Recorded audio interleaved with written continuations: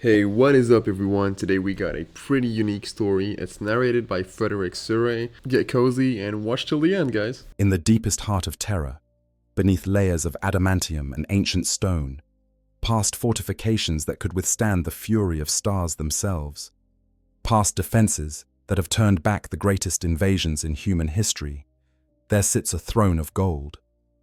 The path to reach this throne descends through miles of corridors that grow progressively older as one travels deeper, the architecture shifting from the familiar Gothic grandeur of the current Imperium to styles that predate even the age of strife.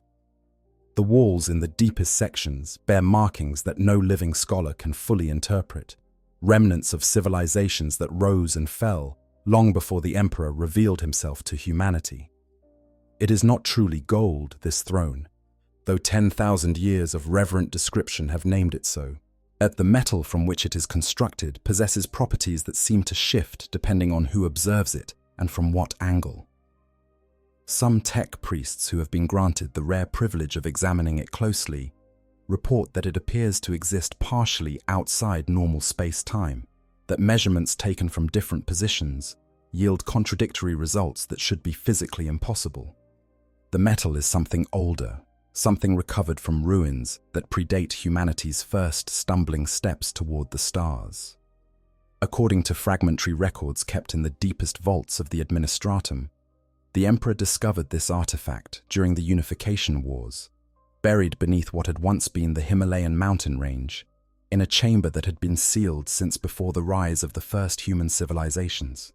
And the throne hums with a power that mortal minds cannot fully comprehend, a resonance that exists between the material universe and that other realm, that ocean of souls and nightmares we call the warp. This resonance is not merely metaphorical. Servitors equipped with the most sensitive recording equipment have captured fluctuations in local reality around the throne, moments where the fundamental constants of physics seem to bend and warp. Time itself flows differently in the throne room, minutes stretching into what feels like hours for those who stand vigil, or conversely, entire days passing in what seems like mere moments. Those who spend extended periods in the chamber report dreams that feel more real than waking life, visions that bleed through from the warp, and offer glimpses of things that might be, or might have been, or might never be at all. Upon this throne sits the Emperor of mankind. Or perhaps it would be more accurate to say that what remains of the Emperor is bound within the throne's mechanisms, suspended between life and death in a state that defies all natural law. To call it sitting seems inadequate for what has transpired here. The Emperor has become part of the throne in ways that go beyond mere physical connection. His body, once magnificent beyond mortal comparison, has become a desiccated husk. The flesh clings to bones that should have crumbled to dust millennia ago. What skin remains has taken on a texture like ancient parchment, so thin and fragile that it seems impossible it could still hold together. Veins that once carried blood, enhanced beyond anything baseline humanity could produce, now show as dark traceries beneath translucent skin, though whether anything still flows through them is a question even the most learned biologists cannot answer with certainty. Tubes and cables pierce what was once divine skin, feeding nutrients that barely sustain the flicker of biological function, while draining away the psychic energies of 1,000 souls each day to fuel the consciousness that refuses to fully depart. These connections are not simple medical devices. Each cable, each tube, each interface point represents a merger of technologies from different eras, some dating back to the dark age of technology, others added during the desperate modifications made after the Horus Heresy, still others the result of 10,000 years of incremental adjustments by tech priests who understand ritual better than they understand the underlying principles of what they maintain. The connections burrow deep into the Emperor's body, some reaching all the way to the bone, others interfacing directly with organs that no longer function in any conventional biological sense, but continue to serve some purpose in the Baroque life support system that has sustained him through the millennia. The nutrients themselves are a carefully balanced mixture of substances both mundane and exotic. Water drawn from the deepest aquifers of Terra, purified through processes that take weeks to complete. Synthetic compounds manufactured in facilities dedicated solely to this purpose. Their formulas passed down through generations of tech priests and never committed to any form of permanent record, for fear that such knowledge might fall into the wrong hands. Trace elements harvested from meteorites that have never touched Terra's surface, kept in stasis since the days when the Emperor still walked among his subjects. And stranger things still, substances that blur the line between chemistry and alchemy, that seem to exist partially in the warp, even as they flow through physical tubes. The psychic energy that powers the Emperor's consciousness comes from an endless procession of psychers led to their deaths in a ritual that has continued without interruption for 10 millennia. These are not volunteers, though some come willingly once they understand what is at stake. And most are simply those unfortunate enough to be born with psychic abilities in an Imperium that views such gifts with a mixture of necessity and terror. They are gathered by the black ships, those feared vessels that travel from world to world, collecting the psyker tithe that every planet owes to Terra. The ships themselves are grim things, their holds lined with null-field generators and anti-psychic wards designed to contain those who might otherwise tear holes in reality through uncontrolled manifestations of power. The journey to Terra can take months or even years, depending on the vagaries of warp travel. During this time, the psychers are kept in conditions that are barely adequate for survival. They are assessed, tested, and sorted according to their potential usefulness to the Imperium. Thus, the strongest and most disciplined might be trained as astropaths, their third eye opened and their souls bound to the Emperor in a ritual that grants them the ability to send messages across the void of space. Others might join the ranks of sanctioned psychers who serve in the Imperial Guard, wielding their powers as weapons against the enemies of mankind. Some few, those with the rarest combinations of power and purity, might even be selected for the Grey Knights, to become demon hunters without peer. But for every psyker selected for such service, dozens or hundreds more are deemed unsuitable. Some are too weak to be worth the risk of training. Others possess power but lack the mental discipline to control it safely. Still others show signs of corruption, evidence that they have already been touched by the entities that lurk in the warp and cannot be trusted no matter how thoroughly they might be trained. These unfortunates have only one fate awaiting them: to become fuel for the Golden Throne. Each day, 1,000 psychers are led through the winding passages that descend toward the throne room. They know what awaits them.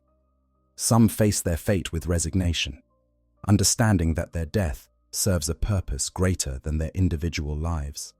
Others must be dragged screaming, their terror adding a bitter note to the psychic resonance that fills the chamber. A few achieve a kind of transcendence in their final moments, glimpsing the vast consciousness of the Emperor and finding peace in knowing they will become part of something infinitely greater than themselves. The ritual of their sacrifice is overseen by tech priests who recite prayers in Binaric cant, while monitoring readouts that track the flow of psychic energy from the dying psychers into the mechanisms of the Golden Throne. The actual moment of death is surprisingly gentle, at least from an external perspective. There is no violence, no blood, no physical trauma. The psychers simply diminish.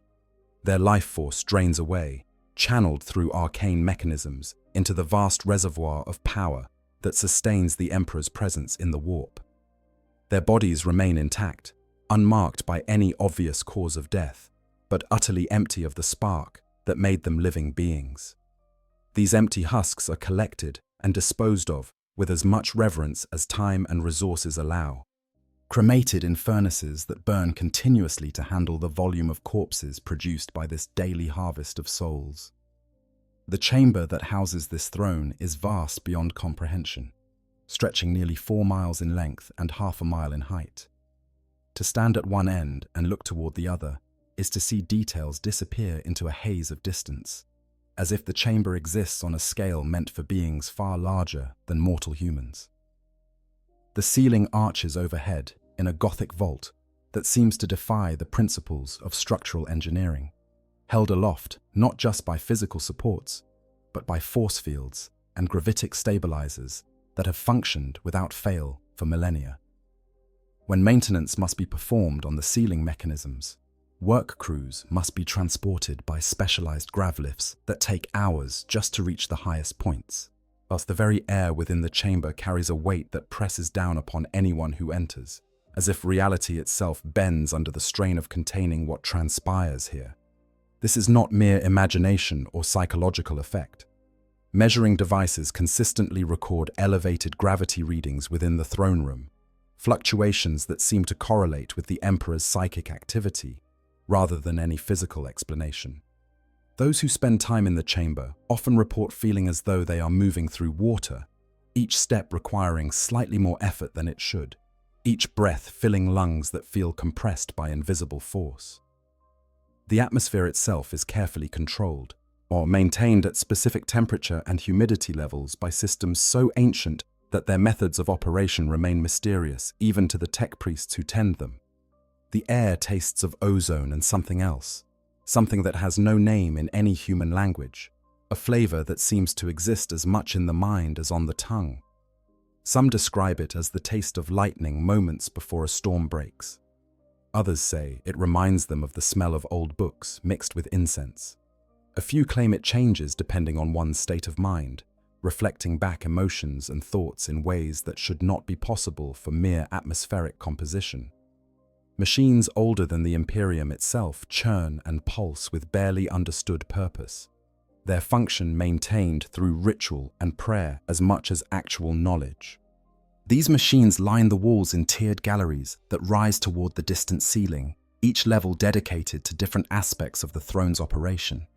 The lowest level contains the most critical systems, those that directly interface with the Emperor's body and cannot be allowed to fail, even for an instant. Above these are the secondary life support systems, redundant backups that exist in case primary systems falter. Higher still are the monitoring stations where tech priests maintain their endless vigil, watching readouts and adjusting parameters according to formulae that have been passed down through 10,000 years of tradition. Some of these machines are recognizable, or at least comprehensible in their basic function. Plasma generators that produce the enormous amounts of power required to sustain the throne's operations. Cooling systems that channel away the waste heat generated by such massive energy consumption, routing it through kilometers of pipes to distant radiator arrays. Atmospheric processes that scrub the air clean of contaminants and maintain the precise environmental conditions required for the throne's continued operation. Data repositories that store endless streams of information about every aspect of the throne's function, creating records so vast that entire cathedrals on Terra are dedicated solely to housing the ancient archives. But other machines defy easy categorization. There are devices whose purpose seems to shift depending on when they are observed, as if they perform different functions at different times according to some schedule known only to themselves. Mechanisms that produce sounds that should not be audible to human ears, frequencies that nonetheless seem to resonate with something deep in the brainstem and provoke reactions ranging from unease to profound calm. Structures that appear to serve no purpose whatsoever, standing silent and inactive for centuries at a time, before suddenly bursting into brief periods of activity that end as mysteriously as they began. The tech priests who maintain these systems do not claim to understand them fully.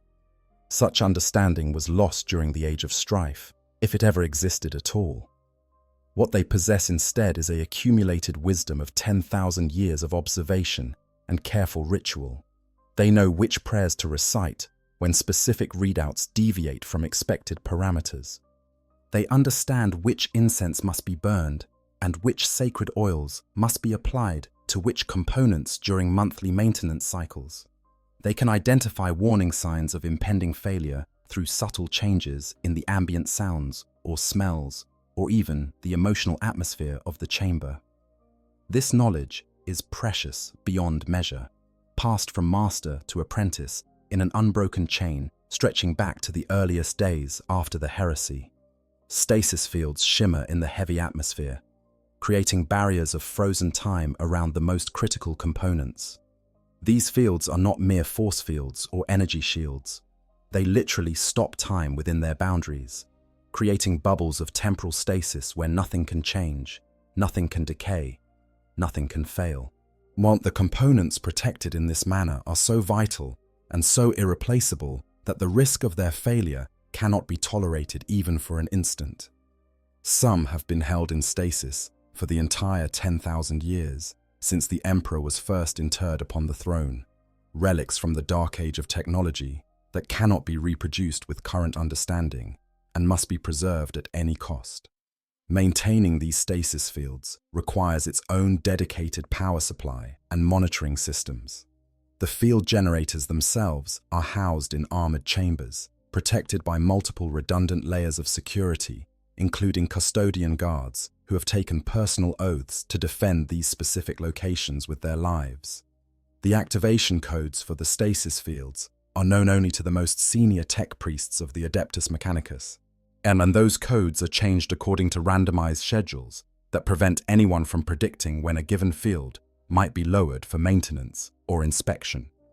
Psi fusion generators hum with barely restrained power, containing energies that could level mountains if allowed to escape their containment.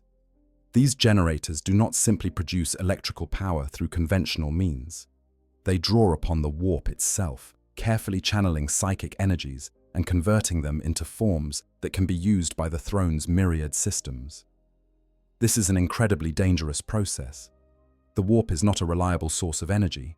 It fluctuates unpredictably, surging and ebbing according to currents that mortal minds cannot fully map or understand.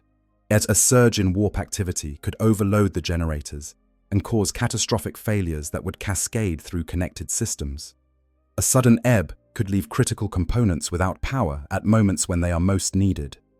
To manage these risks, the psi fusion generators are monitored not just by tech priests, but by specially trained psychers who can sense changes in the warp and provide early warning of dangerous fluctuations. These psychers live short lives.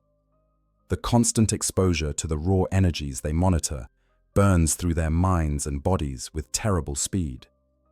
Most survive only a few years before they must be replaced, their consciousness shattered by prolonged contact with forces that were never meant to be perceived directly by mortal awareness, but their sacrifice is deemed necessary, as another small price paid to keep the Emperor and the systems that sustain him functioning for one more day. Above it all, wreathing everything in a perpetual fog that seems to exist half in this world and half in another, alchemical vapors drift and swirl. These are no mere chemical reactions, no simple gases produced by ancient machinery. They are the visible manifestation of something far stranger, the physical residue of a process that bridges the gap between matter and spirit, between the real and the unreal. The vapors carry faint luminescence that seems to pulse in rhythm with no mechanical heartbeat, colors that shift through spectrums that human eyes were never designed to perceive. Some who have spent extended time in the throne room claim that shapes move within the vapors, hints of forms that might be symbolic representations of the Emperor's thoughts or might be something else entirely, entities from the warp attracted to the massive psychic energies concentrated in this place. Standing eternal vigil over this scene are the Adeptus Custodes, the Emperor's own guardians, gene-crafted warriors who make even the superhuman space marines seem like crude approximations of perfection. To call them guards or soldiers does them a profound injustice. Each custodian is a work of art, a unique creation shaped through techniques that make the creation of even a Primarch seem straightforward by comparison. Where space marines are mass-produced, albeit with great care and at tremendous cost, each custodian is individually crafted. No two are exactly alike, each one reflecting subtle variations in the gene craft and psycho-conditioning that went into their creation. They stand in perfect stillness, guardian spears held at precisely the same angle, armor gleaming with a golden radiance that never seems to dim despite the gloom of the chamber. This stillness is not mere discipline. The custodians have trained themselves to enter states of consciousness that allow them to remain alert and ready for instant action while expending the absolute minimum of energy. They can stand watch for days without food or water, their enhanced physiology drawing upon reserves that would sustain a normal human for mere hours. Their eyes constantly scan the chamber, missing nothing, processing every detail of their environment with senses enhanced far beyond human norms. But their vigilance extends beyond the merely physical. The custodians are not psychers in the conventional sense, but their connection to the Emperor grants them a limited ability to perceive disturbances in the warp. They can sense the approach of demonic entities long before such threats manifest in physical form. They can detect the taint of chaos corruption in individuals who have learned to hide it from normal scrutiny. And perhaps most importantly, they maintain a connection to the Emperor himself, a bond that allows them to receive commands and warnings directly from the being they are sworn to protect.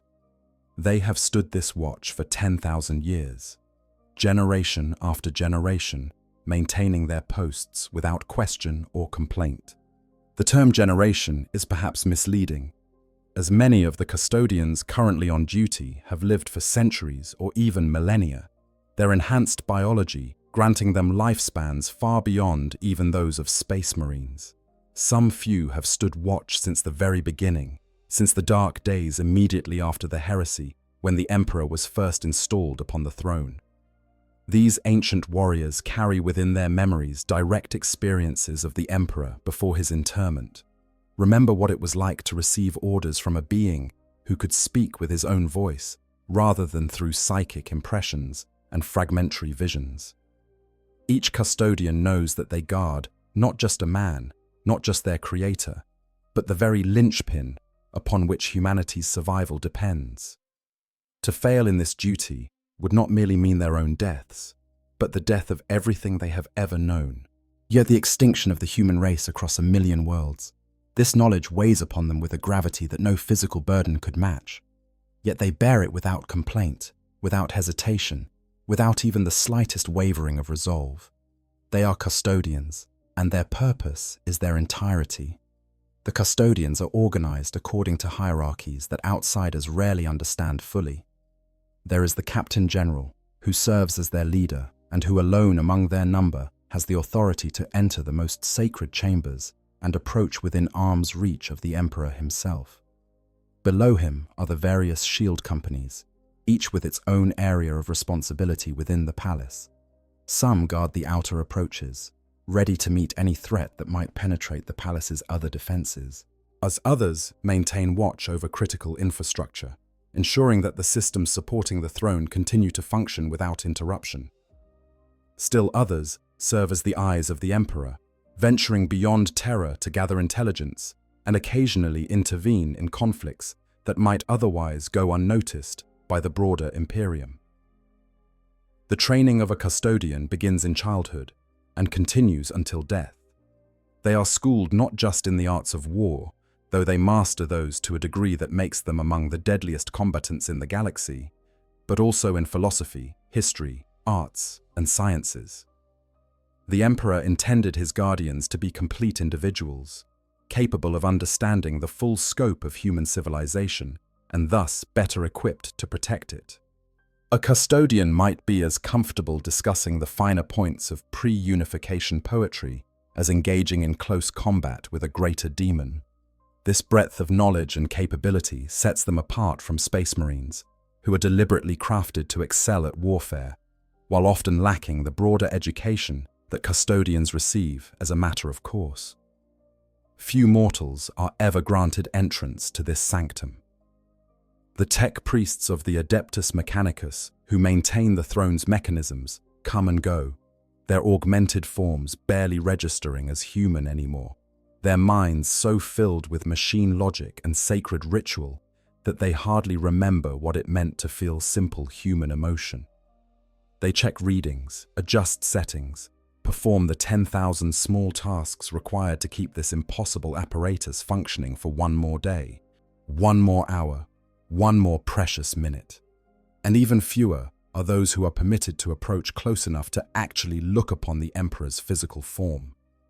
Those who do report experiences that haunt them for the rest of their lives, no matter how short or long those lives might be. Some speak of seeing a being of pure golden light, radiant and terrible in its glory. Others describe a corpse so ancient and withered that it seems impossible anything could still animate it. Still others claim to see nothing at all, as if their mortal senses simply refuse to process what their eyes report, unable to reconcile the contradiction of something that is both present and absent, both dead and alive, both human and something infinitely more. The truth, as it so often is in the grim darkness of the far future, lies somewhere in the intersection of all these perceptions. The Emperor is all of these things, and none of them. He is the most powerful psyker humanity has ever produced, a being whose consciousness spans the galaxy and whose will shapes the very fabric of reality. Yet he is also a man, or was once, born in the distant mists of prehistory, when humanity was young and the stars were unknown. His story begins long before the Imperium, long before the Space Marines or the Primarchs, long before even the first human civilizations climbed from barbarism toward enlightenment. According to the most ancient legends, kept alive in the secret archives of the Inquisition and whispered among those few who remember the old ways, there was once a gathering of shamans. These were the wise ones, the psychically gifted individuals who guided early humanity through the dangers of a world where the warp pressed close and terrible things lurked in the shadows between reality and nightmare. These shamans had discovered a terrible truth. When they died, they no longer returned, no longer reincarnated into new bodies to continue their eternal vigil over humanity. Something had changed in the warp, something dark and hungry that devoured their souls before they could find their way back to life. They understood what this meant. Without their guidance, humanity would fall prey to the predations of chaos, would be consumed and twisted, and ultimately destroyed by forces beyond mortal comprehension. The shamans debated what should be done. Some argued for continuing as they had, and hoping that they could learn to evade these predators, or that the situation might improve with time. Others advocated for a more radical solution, one that would require the ultimate sacrifice, but might preserve their collective wisdom and power for the future of humanity. So they made a choice that would echo through the millennia. In a ritual lost to time, conducted in a place whose location has been forgotten by history, they gathered together and committed a form of collective suicide. But this was not simple death. As their physical bodies expired, their souls did not disperse into the warp to be consumed by the hungry entities that awaited them. Instead, they pooled their psychic might, merging their individual consciousness into a single gestalt entity. Thousands of souls became one, as their combined power creating something unprecedented in human history. From this confluence of spiritual energy, a new being was born, one that carried within itself the power and knowledge of thousands. This being possessed memories stretching back through countless lifetimes, wisdom accumulated over generations beyond counting. It had the psychic might to defend itself against even the most powerful predators of the warp, could shield its presence from detection, could fight when necessary, and escape when prudent. Most importantly, it retained the shaman's purpose, their dedication to guiding and protecting humanity through whatever trials might lie ahead. This being would walk among humanity for millennia, guiding them from the shadows, nudging civilization toward progress, while fighting off the terrors that sought to drag them back into darkness. It took many forms over the ages, appearing as different individuals in different times and places, always working toward the same ultimate goal, humanity's survival and eventual ascension to greatness. Sometimes it influenced events directly, appearing as a great leader or wise counselor. Other times, it worked more subtly, planting ideas that would not come to fruition for generations, setting in motion chains of cause and effect that would unfold over centuries. The being witnessed the rise of the first great civilizations, saw humanity learn to work metal and write and build cities that would endure for thousands of years. It watched empires rise and fall, at each one teaching lessons that would be carried forward by those who came after. It walked in ancient Sumer and Egypt, in the courts of Chinese emperors, and among the philosophers of Greece. Always observing, always learning, always guiding when guidance was needed, but never interfering so blatantly as to deprive humanity of the lessons that came from making their own choices and living with the consequences. This being, eventually, would become known as the Emperor of Mankind. But that title lay far in the future. For most of its existence, it was content to remain hidden, one among billions, distinguished only by gifts that it carefully concealed from all but a chosen few. It accumulated knowledge not just of human civilization, but of the deeper realities that underlay physical existence. It studied the warp intensively, learning its currents and patterns, understanding how thoughts and emotions shaped that realm, and how that realm, in turn, influenced the material universe. It discovered other beings like itself, other immortals who had found ways to cheat death and persist through the ages. Some of these became allies and companions, individuals who shared its goals and worked alongside it to guide humanity. Others pursued their own agendas, some benign and some deeply troubling. The being that would become the Emperor learned to navigate the politics of immortals, to form alliances where useful, and to oppose those whose actions threatened humanity's long-term survival. One such ally was Olanius Person, a man who had achieved perpetual immortality through means different from the Emperor's own. Person became a friend and confidant, and someone with whom the Emperor could speak openly about the challenges of guiding a species that changed with every generation while remaining fundamentally the same. Together, they fought against threats both mundane and supernatural, standing against tyrants and demons with equal determination. Their friendship would last for thousands of years, though it would eventually fracture over a fundamental disagreement about how to protect humanity from the dangers of chaos. The Emperor walked the earth during countless pivotal moments in human history. Ancient legends hint at identities it might have assumed. Some scholars believe it was Alexander the Great, the conqueror who wept when he thought there were no more worlds to conquer, though this may be metaphorical rather than literal truth. According to one account, it was during this period that the Emperor discovered something that would prove crucial to its later plans. An ancient device buried beneath the deserts of what would later become part of the Himalayan region. Though geological changes over the millennia make exact locations difficult to verify. You know, I've been studying Warhammer lore for quite a while, and the more I dive into the Emperor's situation, the more tragic it becomes. Think about it. Here's a being who spent 30,000 years guiding humanity from the shadows, who finally stepped forward with this grand vision of a rational, secular future free from superstition and fate. And now he's been transformed into exactly what he fought against: a god worshipped by trillions, the center of the galaxy's largest religion. The irony is almost cruel. What really gets me is that we'll probably never know if he wanted any of this. Did he choose to stay on the throne? Is he suffering every moment, or has his consciousness evolved so far beyond humanity that concepts like suffering don't even apply anymore? I think that's what makes this lore so compelling. It's not just about epic battles and cosmic powers. It's about the ultimate sacrifice, about what it means to give up everything, even your own humanity, to protect those you've sworn to guide. But anyways, let's continue the lore. This device, which would eventually be modified and repurposed as the Golden Throne, was a relic of a civilization that had risen and fallen before humanity's written history began. Its original purpose remains unknown, though its capabilities suggested a deep understanding of the relationship between physical reality and the warp. The Emperor studied this artifact intensively, learning from its construction and function, laying groundwork for plans that would not come to fruition for thousands of years. But the being continued its vigil through the Middle Ages and the Renaissance, through the Age of Enlightenment and the Industrial Revolution.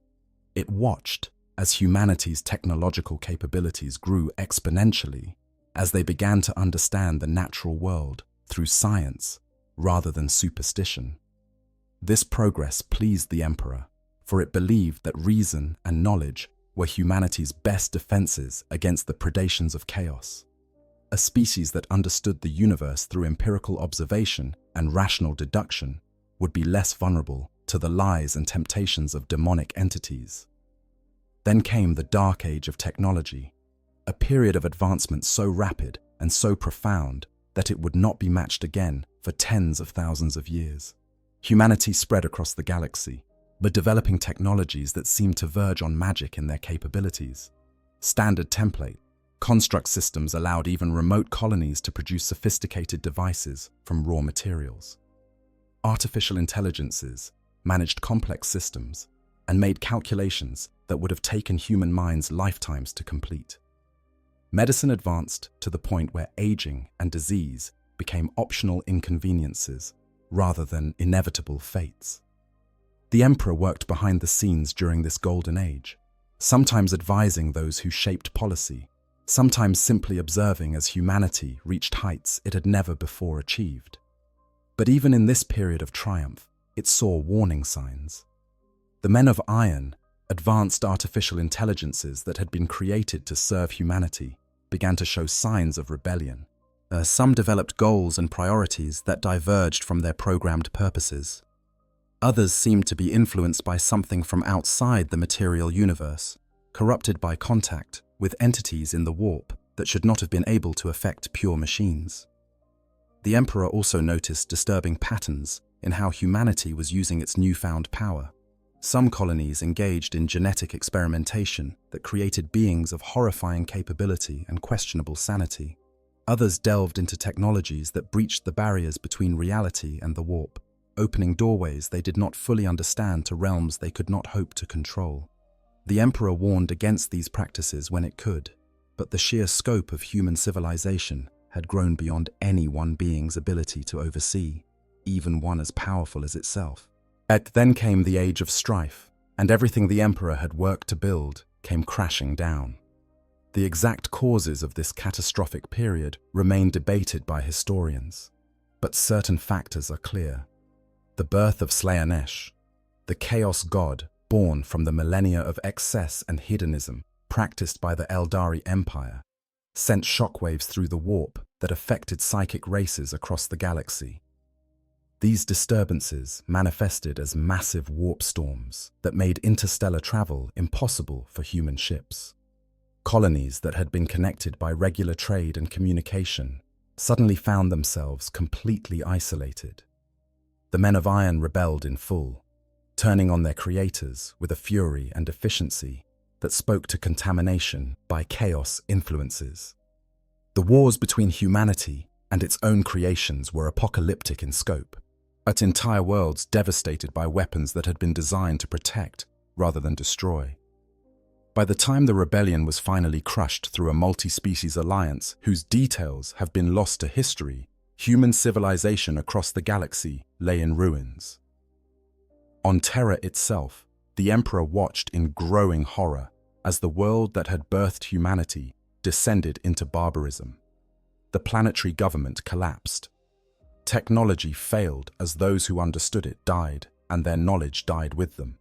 Warlords rose from the ashes, each controlling small territories and fighting endless wars against their neighbors.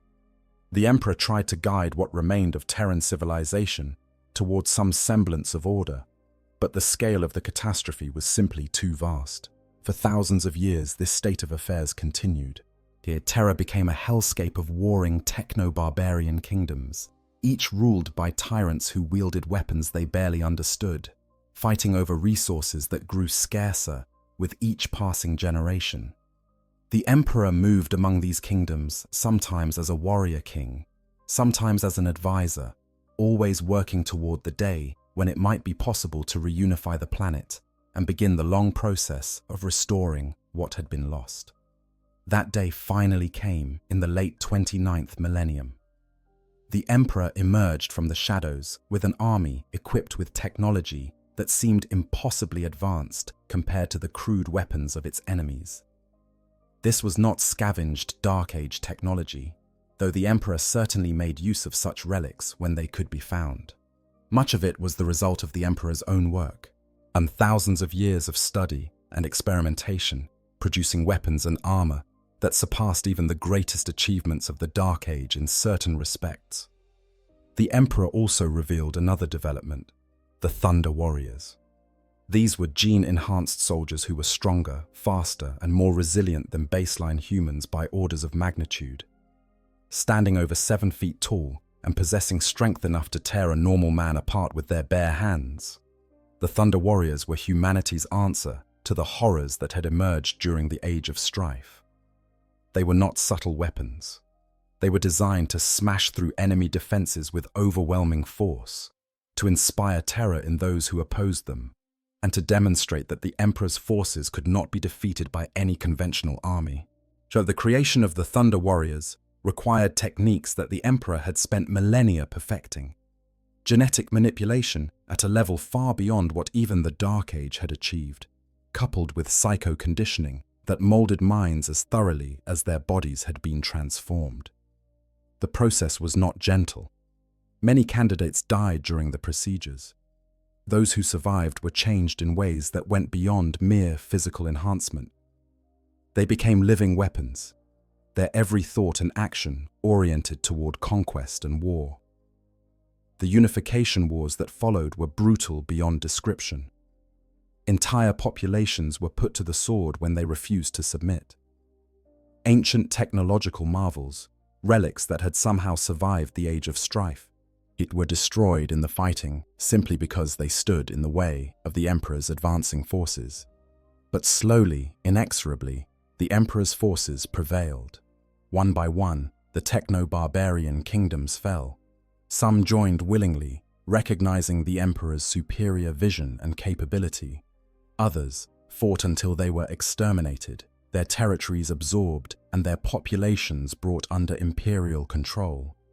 The Emperor forged alliances with those who would join willingly. The most significant of these was with the Mechanicum of Mars, the techno-priests who had maintained their own civilization on the Red Planet throughout the Age of Strife. The Mechanicum worshipped the machine god and viewed technology through a lens of religious devotion rather than secular understanding. The Emperor, despite its opposition to religion, will recognize that the Mechanicum's knowledge and manufacturing capacity would be essential for what it planned next. A treaty was negotiated, one that granted the Mechanicum significant autonomy in exchange for their support of the Emperor's grand vision. Within a few short decades, Terra was united under the Emperor's rule for the first time in its history, but the Emperor knew that this was only the beginning. Out among the stars, scattered across a galaxy torn by warp storms and alien predations, millions of human worlds struggled to survive in isolation. Some had maintained relatively high levels of technology and civilization. Others had regressed to medieval or even Stone Age conditions.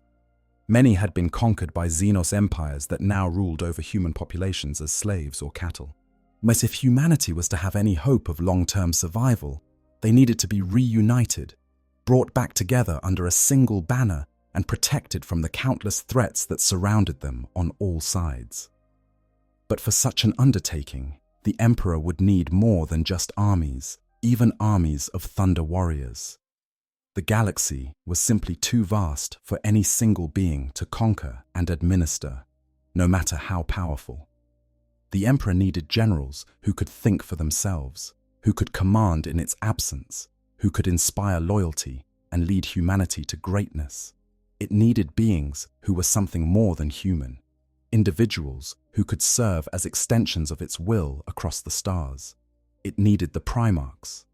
The creation of the Primarchs would prove to be both the Emperor's greatest achievement and the seed of its ultimate downfall. These would not be mere gene-enhanced warriors like the Thunder Warriors. They would be something unprecedented. Beings who combined the best aspects of humanity with capabilities that approach the divine. Each one would be a perfect reflection of a different aspect of the Emperor's own nature, embodying virtues and capabilities that would make them ideal leaders for the great crusade that was to come. But creating such beings required delving into secrets that perhaps should have remained hidden. The Emperor had spent thousands of years studying the warp and understood its dangers better than any living being. It knew that true mastery of genetic engineering at the level required to create the Primarchs would require more than mere material science. It would require tapping into the same energies that gave the Chaos Gods their power, a shaping flesh and spirit in ways that bridged the gap between the material and immaterial universes. The Emperor ventured to the world of Molech, a planet whose significance would not be fully understood until much later. There, it passed through a portal into the warp itself, entering the realm of chaos to make some form of bargain with the very powers that it sought to protect humanity from. What exactly transpired in that meeting remains one of the greatest mysteries in all of Imperial history. Different accounts offer contradictory details, and the Emperor itself never spoke of it afterward, at least not in any way that left clear records. What is known is that when the Emperor emerged from Molech, it carried with it knowledge and power that had not possessed before. Yet this power was immediately put to use in the creation of the Primarchs.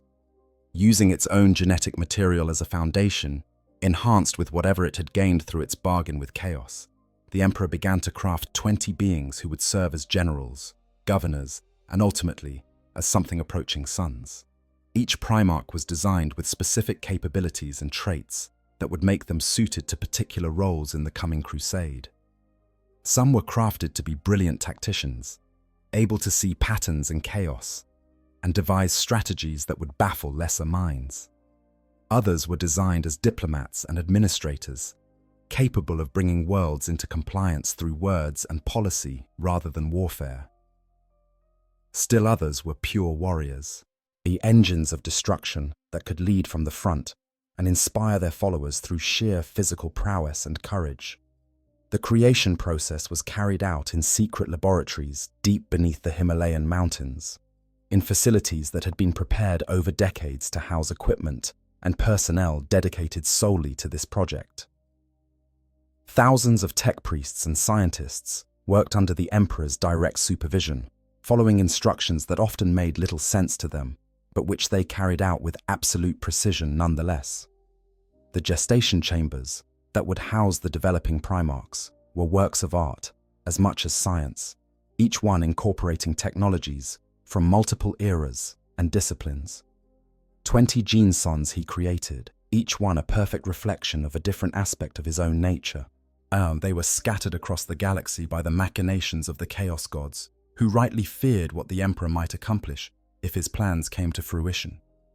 Each Primarch was found on a different world, raised in different cultures, shaped by different experiences, and one by one, the Emperor found them again during the Great Crusade and brought them back into the fold.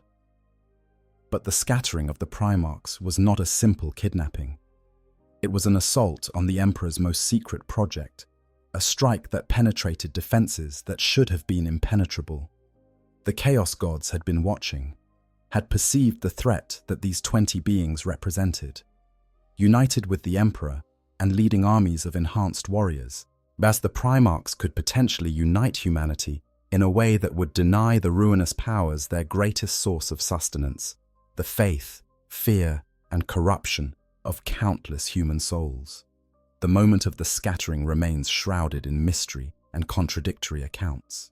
Some sources suggest it was a purely psychic assault, entities from the warp reaching across the barrier between dimensions to tear the gestation pods from their moorings. Others hint at a physical intrusion, suggesting that traitors within the Emperor's inner circle aided the Chaos Gods in their theft. There are even accounts that suggest the scattering was not entirely against the Emperor's will, that it recognized some value in having its sons raised in different cultures and circumstances rather than in the controlled environment of its laboratories. Whatever the truth, the result was that 20 infant Primarchs were cast into the warp, and from there flung to distant worlds across the galaxy. The warp energies that carried them also accelerated their development, so that when they emerged from the Imperium and crashed onto their new homeworlds, they were no longer helpless infants, but beings capable of survival even in hostile environments. Each Primarch's early life shaped them in ways that would persist throughout their existence. Guilliman landed on Macragge, a civilized world with a functioning government, and was adopted by its ruler, Conor Macragge. He grew up learning statecraft and administration, developing the organizational genius that would make him perhaps the most effective administrator among all the Primarchs. His upbringing in a relatively stable and prosperous society gave him faith in the power of good governance and rational policy to improve human lives. Sanguinius fell upon Bale, a radioactive wasteland where humanity barely survived in the face of mutant predators and environmental hazards. He was adopted by one of the nomadic tribes and grew to lead them, his mutation, the angel's wings that grew from his back, marking him as different, but also as special. His experiences on Baal taught him compassion for the downtrodden and the importance of hope even in the most desperate circumstances. But they also exposed him to the curse that would haunt his legion, the genetic flaw that caused the red thirst and the black rage. Angron's story was perhaps the most tragic. He landed on the world of Nuceria, on a planet ruled by a wealthy elite who used enslaved warriors for entertainment. Angron was captured and subjected to the butcher's nails, archaeotech implants driven into his brain that caused excruciating pain unless he was killing. He led a slave revolt that should have succeeded, but the Emperor found him at the critical moment and teleported him aboard an Imperial ship, leaving his comrades to die rather than allowing Angron to share their fate. This betrayal, as Angron saw it, would poison his relationship with the Emperor from the very beginning. Mortarion grew up on Barbaros, a world shrouded in poisonous mists where human populations clung to existence in the lowlands, while necromantic tyrants ruled from keeps high in the toxic atmosphere. Mortarion made it his mission to free humanity from these overlords, as developing both his incredible resilience to toxins and his hatred of tyrants, who ruled through fear and power. When the Emperor arrived and slew the strongest of the overlords before Mortarion could reach him, it created a resentment that would fester for decades. Lorga was raised on Colchis, a world dominated by religious cults, and from childhood demonstrated an ability to inspire fanatical devotion through his words. He united the planet under a single faith and genuinely believed that the Emperor was a god deserving of worship. When the Emperor not only rejected this worship, but ordered the destruction of one of Lorgar's greatest achievements, the perfect city of Monarchia, the Primarch's faith did not die, but instead sought new objects of devotion, gods who would accept and even demand worship. Fulgrim landed on Chemos, a dying world whose populace struggled to maintain the machinery that sustained life.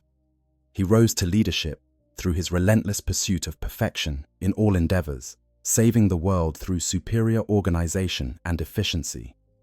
This drive for perfection would eventually become an obsession, making him vulnerable to corruption by Slanesh, the chaos god of excess and sensation. Ferrus Manus crashed into Medusa and literally fell into a volcano, emerging with living metal hands that could reshape technology through touch alone. He became a mighty warrior and smith, learning to value strength and resilience above all else. His friendship with Fulgrim would prove to be a weakness that his enemies could exploit during the heresy. Rogel Dorn was adopted by the royal family of Inuit, in an ice world where survival required absolute discipline and unwavering resolve. He became known for his fortress-building genius and his absolute integrity, never telling a lie and never breaking a promise. These qualities would make him invaluable during the Siege of Terra, but also create blind spots in his understanding of those whose natures were more flexible. Corvus Corax grew up among oppressed workers in the mines of deliverance, learning the arts of insurgency and guerrilla warfare. His liberation of his homeworld demonstrated his tactical genius and his commitment to freedom, but also instilled in him a haunted quality, a recognition of the terrible costs that warfare extracts from those caught in its path. Leman Russ was raised by wolves on Fenris, a death world where survival required primal ferocity. Yet he became king of his tribe and eventually of the entire planet, embodying the warrior king archetype. His rough exterior and apparent barbarian nature concealed a shrewd intelligence and unwavering loyalty, though his role as the emperor's executioner would weigh heavily upon him. Jagatai Khan landed on the steppes of Chagoris and was adopted by a nomadic tribe. He eventually united the plains tribes and brought swift conquest to the more settled kingdoms. His emphasis on speed and independence would make him one of the most unpredictable primarchs, difficult for allies and enemies alike to fully anticipate. Vulcan fell upon Nocturne and was adopted by a blacksmith. He became renowned for his craftsmanship and his compassion, refusing to fight in gladiatorial games that celebrated pointless death. His commitment to protecting innocent lives would make him beloved by the people he ruled, and his mastery of artifice would produce some of the most powerful relics in imperial history. Konrad Kurzi's landing on Nostromo was violent and traumatic. He grew up in the darkest hive city on a world controlled by criminals, witnessing humanity at its absolute worst. He became a vigilante who brought order through terror, his brutal methods effective but soul-destroying. The visions of the future that plagued him, showing always the worst possible outcomes, drove him toward the darkness he claimed to fight against. Perturabo crashed onto Olympia and was adopted by a tyrant who viewed the Primarch as a tool for conquest. Despite his incredible genius for siege warfare and engineering, Perturabo was never shown the appreciation he craved, creating bitterness that would make him vulnerable to Chaos's promises of recognition and glory. Magnus the Red landed on Prospero, a world settled by psychers fleeing persecution. He grew to become the greatest sorcerer among the Primarchs, convinced that knowledge could conquer any challenge, including the dangers of the warp. This hubris would lead him to break the psychic wards protecting the Emperor's Webway project, setting in motion the chain of events that would leave the Emperor bound to the Golden Throne. Horus was found on Chthoniya, a harsh gang-ruled world, and rose to dominance through a combination of charisma and combat prowess. He was the first Primarch to be rediscovered by the Emperor and became the favored son, the War Master chosen to lead the Great Crusade when the Emperor returned to Terra. This favoritism, that combined with his genuine brilliance as a military commander, made his eventual fall all the more catastrophic. Alpharius and Omegon, the twin Primarchs, had the most mysterious origins. Some accounts suggest they were actually discovered first, kept secret even from their brothers. They led the Alpha Legion in operations so convoluted that even their allies rarely understood their true objectives. Lion L. Johnson grew up alone in the forests of Caliban, a death world plagued by massive predatory beasts. He eventually emerged to join a knightly order and became its grandmaster, bringing the techniques of honor and discipline to bear in the extermination of Caliban's monsters. His ability to see optimal strategies in any tactical situation would make him one of the greatest military minds among the Primarchs. But his secretive nature and difficulty with trust would create problems throughout his life. The Emperor's rediscovery of each Primarch followed a similar pattern. As the Great Crusade spread across the galaxy, Imperial expeditionary fleets would encounter worlds where legends spoke of superhuman beings who had appeared from nowhere and risen to positions of power. When the Emperor encountered these beings in person, recognition was instant and mutual. The genetic connection between creator and creation was so profound that both parties immediately understood their relationship. For a time, everything seemed to be going according to plan. The Space Marine legions, created from the genetic template of the Primarchs, pushed back the darkness from world after world. Each legion reflected the character of its Primarch, while the Ultramarines under Guilliman were masters of logistics and combined arms warfare. The Blood Angels, under Sanguinius, fought with artistic precision and nobility. The World Eaters under Angron specialized in close combat and brutal assault. The Thousand Suns under Magnus wielded psychic powers with devastating effect. Humanity was reunited under the banner of the Imperium at a pace that seemed miraculous. Worlds that had been isolated for thousands of years were brought back into communion with their distant cousins. Knowledge was recovered, technology was rebuilt, and a golden age seemed to be dawning. The Emperor's vision of a secular, rational Imperium appeared to be becoming reality. Superstition was being replaced by science. Faith in imaginary gods was giving way to trust in humanity's own capabilities. But beneath this apparent success Seeds of disaster were already germinating. The Emperor had always been secretive, keeping its true plans close to its chest and revealing only what it deemed necessary for others to know. This secretiveness extended even to the Primarchs. They were told that humanity must be united and protected, but not why. They were ordered to destroy certain Xeno species utterly, but not given the reasoning behind these commands. They were forbidden from studying the warp or using psychic powers except in strictly controlled circumstances, but not told what the Emperor feared might happen if these prohibitions were ignored. Some Primarchs accepted these restrictions without question, or Rogal Dorn and Robut Gilliman trusted that the Emperor had good reasons for its commands, and that their duty was to obey without requiring complete understanding. Others chafed under what they saw as unnecessary limitations. Why should they not be told the full truth?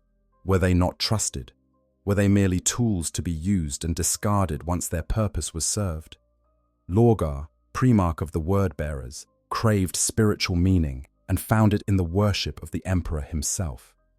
He built great monuments and cathedrals to honor his Gene-Father as a god, slowing his legion's conquests because he insisted on thoroughly converting each world to the worship of the Emperor before moving on. When the Emperor learned of this, its response was swift and devastating. An entire company of Ultramarines was dispatched to the world of Monarchia, one of Lorgar's greatest achievements, a perfect city dedicated entirely to the Emperor's worship. The Ultramarines leveled the city, reducing its magnificent architecture to rubble, while forcing the Word-Bearers to watch, kneeling in the ashes. The Emperor then appeared to Lorgar and told him in no uncertain terms that it was not a god, did not wish to be worshipped, and that the Word-Bearers must cease these practices immediately and bring their conquest rate up to match that of other legions. For a Primarch who had dedicated his existence to worship, this was a soul-destroying experience. But Lorgar's faith did not die. Instead, it sought new objects of devotion, gods who would accept and even demand worship. He found them in the Chaos Gods, and in finding them, he began to plant the seeds that would grow into full rebellion. Now, for a time, everything seemed to be going according to plan. The Space Marine legions, created from the genetic template of the Primarchs, pushed back the darkness from world after world. Humanity was reunited under the banner of the Imperium. Knowledge was recovered, technology was rebuilt, and a golden age seemed to be dawning. But beneath this apparent success, seeds of disaster were already germinating. The Emperor had always been secretive, keeping his true plans close to his chest and revealing only what he deemed necessary for others to know. He banned the use of psychic powers and the study of the warp, declaring such things to be dangerous superstition. He claimed that there were no gods, that the Imperium would be built on reason and science and the hard truths of the material universe. But these restrictions and denials only served to make certain of his sons curious about what was being hidden from them. Lorgar, Primarch of the Word-Bearers, craved spiritual meaning and found it in the worship of the Emperor himself, building great monuments and cathedrals to honor his Gene-Father as a god. When the Emperor rebuked him for this, ordering the destruction of one of Lorgar's greatest cities and humiliating the Word-Bearer Legion before their brothers, Lorgar's faith curdled into something darker. If the Emperor would not accept worship, then perhaps there were other gods who would. Magnus the Red, Primarch of the Thousand Suns, delved deep into the study of the warp, despite his father's warnings. He believed that knowledge could tame any danger, that understanding would bring mastery. When he discovered that Horus was the Emperor's favored son and appointed War Master, had fallen to chaos corruption, Magnus used his psychic powers to try to warn his father. In doing so, he shattered the Emperor's greatest secret, the Webway project that would have freed humanity from dependence on warp travel. The Emperor had spent decades working on this project in secret beneath the Imperial Palace. Using the Golden Throne as a focal point, he had been constructing a human extension into the ancient Aeldari Webway, creating tunnels through which ships could travel instantaneously without ever touching the warp. It would have changed everything, would have made the Astronomicon unnecessary, would have protected humanity from the predations of chaos by cutting off their dependence on the Imperium. But Magnus's psychic warning, sent with the best of intentions, though tore through the carefully constructed barriers that protected the human webway from the raw chaos of the warp. Demons poured through the breach, threatening to overwhelm Terra itself. The Emperor had no choice but to abandon the Great Crusade and return to the throne, using his own psychic might to hold back the demonic tide, while his forces fought desperately to contain the incursion. This was the moment Horus had been waiting for. With the Emperor trapped on Terra, unable to lead his forces or counter the corruption that was spreading through the legions, the War Master struck. The Horus heresy had begun in earnest. For 7 years, the galaxy burned. Brother fought brother as fully half of the Space Marine legions turned traitor, pledging themselves to the Chaos Gods in exchange for power beyond imagining. Entire worlds were exterminated. Fleets clashed in the void, turning the darkness between stars into a graveyard of shattered ships and frozen corpses. And slowly, inexorably, Horus's forces pushed toward Terra itself, intent on destroying the Emperor and claiming the galaxy for chaos. The siege of Terra was apocalyptic in scope. The defenses that had been built to withstand any conceivable assault were tested beyond their limits. Traitor titans, the size of buildings, stalked through the rubble of once magnificent structures, their weapons carving bloody paths through the defenders. Demon engines shrieked through smoke-choked skies. The very warp itself pressed close, bleeding through into reality and turning sections of the Imperial Palace into nightmarish hellscapes where the laws of physics meant nothing. So the Emperor was forced to divide his attention between holding closed the breach in the webway and defending Terra itself. His closest friend and advisor, Malcador the Sigillite, took his place upon the Golden Throne for a brief time, using his own considerable psychic might to maintain the barrier while the Emperor prepared to confront Horus. That act would cost Malcador his life, the strain of the throne burning through him like paper in a furnace. But it bought the Emperor the time he needed. The final confrontation between father and son took place aboard Horus's flagship, the Vengeful Spirit. What transpired there has been told and retold countless times, embellished and mythologized until it's nearly impossible to separate truth from legend. But certain facts are known. Horus, empowered by all 4 of the Chaos Gods, was a being of terrible power. He had been the Emperor's favored son, the most charismatic and capable of all the Primarchs. The Emperor loved him, inasmuch as the Emperor was capable of such an emotion. And perhaps it was this love that stayed his hand at first, that made him hesitate to deliver the killing blow, still hoping that some trace of his son might be saved. That hesitation nearly cost the Emperor everything. Horus struck him down, inflicting wounds so terrible that even a being of the Emperor's power could not fully heal from them. The Emperor's spine was shattered, his limbs ruined, his body broken in ways that should have been instantly fatal. Only his immense psychic power kept him alive, and only barely. But in that moment of ultimate victory, Horus made a mistake. Something in his actions, as some fleeting expression of regret or hesitation, showed the Emperor that his son was truly lost, that there was nothing left to save. In that instant of clarity, the Emperor stopped holding back. He struck with the full force of his psychic might, channeling energies that could have destroyed entire worlds. Horus's body was utterly annihilated, not just killed, but erased, his very soul torn apart and scattered so completely that even the Chaos Gods could not retrieve it. But the cost of this victory was catastrophic. When loyal forces finally reached the throne room of the Vengeful Spirit, they found the Emperor barely alive, his body so badly damaged that he could no longer speak, could barely even indicate that he was still conscious. Rogel Dawn, Primarch of the Imperial Fists, and one of the few loyal sons who had reached Terra in time to defend it, carried his father's broken form back to the Imperial Palace. There, in the chamber that had once housed the Webway project, the Emperor was installed upon the Golden Throne. The device that was meant to be a gateway to humanity's future instead became a prison, a life support system barely capable of keeping the Emperor's consciousness tethered to his failing body. Malcador's sacrifice had shown that the throne could sustain a powerful psyker, at least temporarily. For the Emperor, with his vastly greater power, it might serve indefinitely. But the price of this survival was terrible. The webway breach could not be sealed, not fully, or the Emperor's psychic might would be needed forever to hold back the demonic tide that sought to pour through the shattered gateway. And maintaining the Astronomicon, the psychic beacon that allowed ships to navigate the warp, would require additional power beyond even what the Emperor himself could provide. The solution was as simple as it was horrific. Psykers, those unfortunate souls born with the ability to touch the warp, would be gathered from across the Imperium.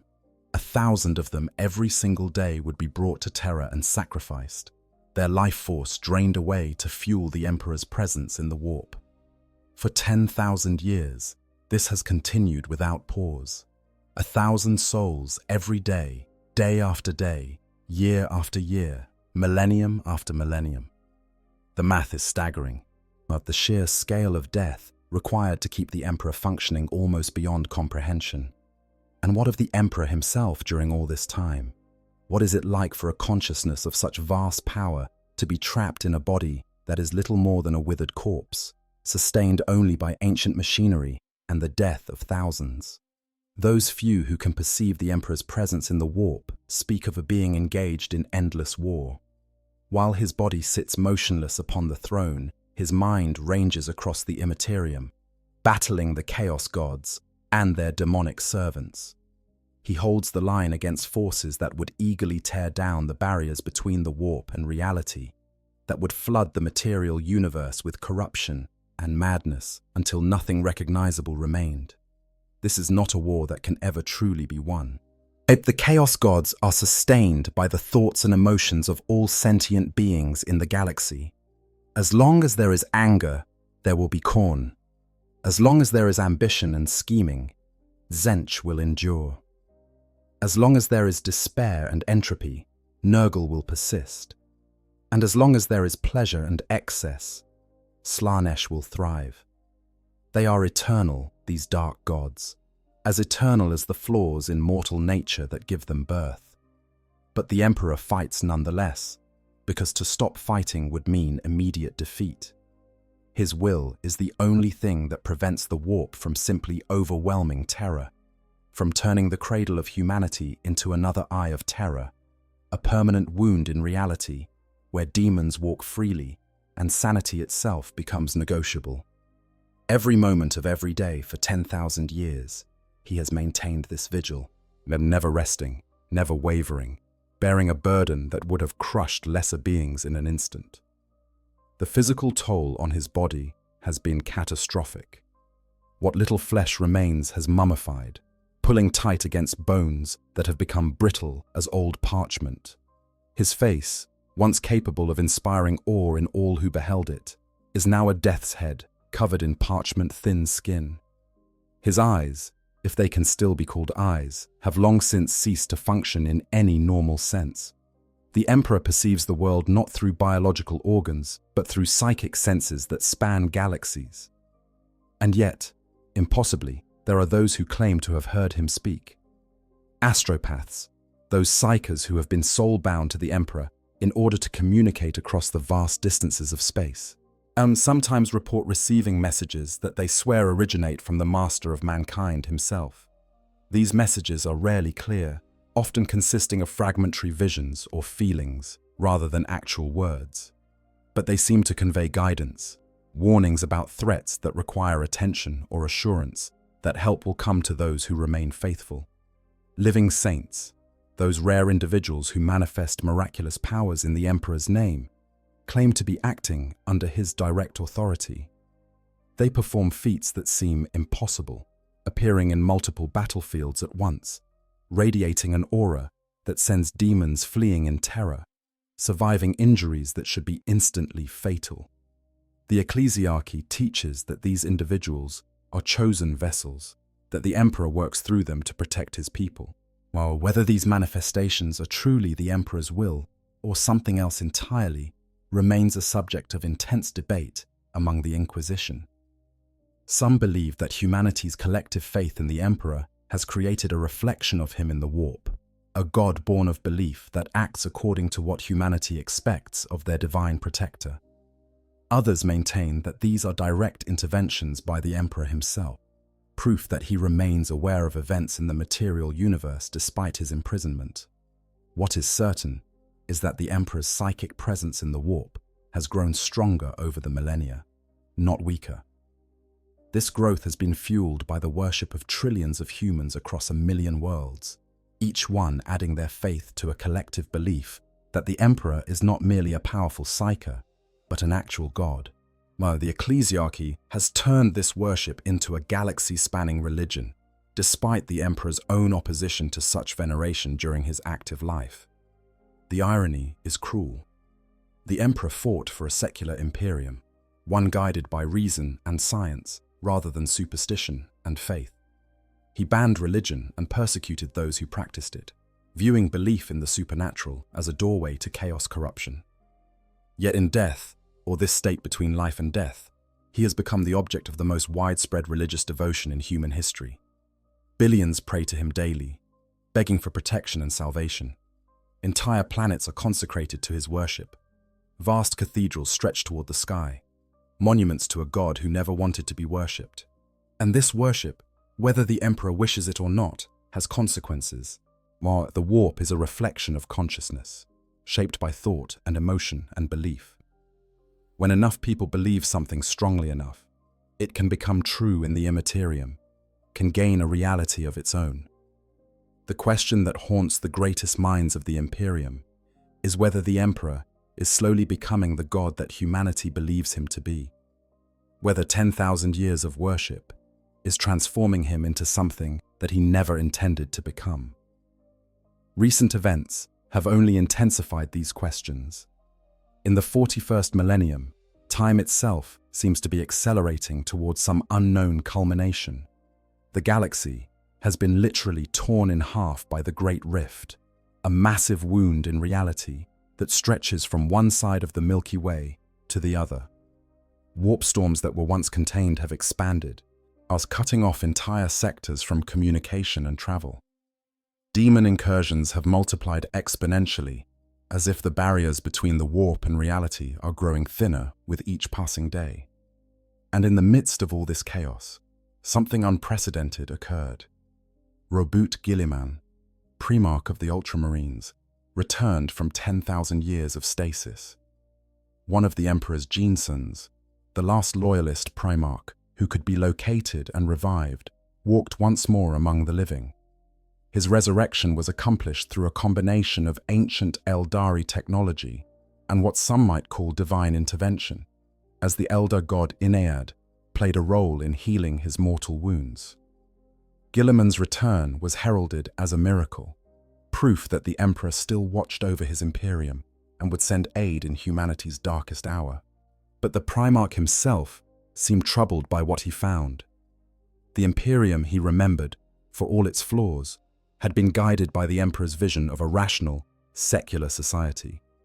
What he returned to was a theocracy built on superstition and fear, an empire so ossified by 10,000 years of tradition that it could barely adapt to new threats.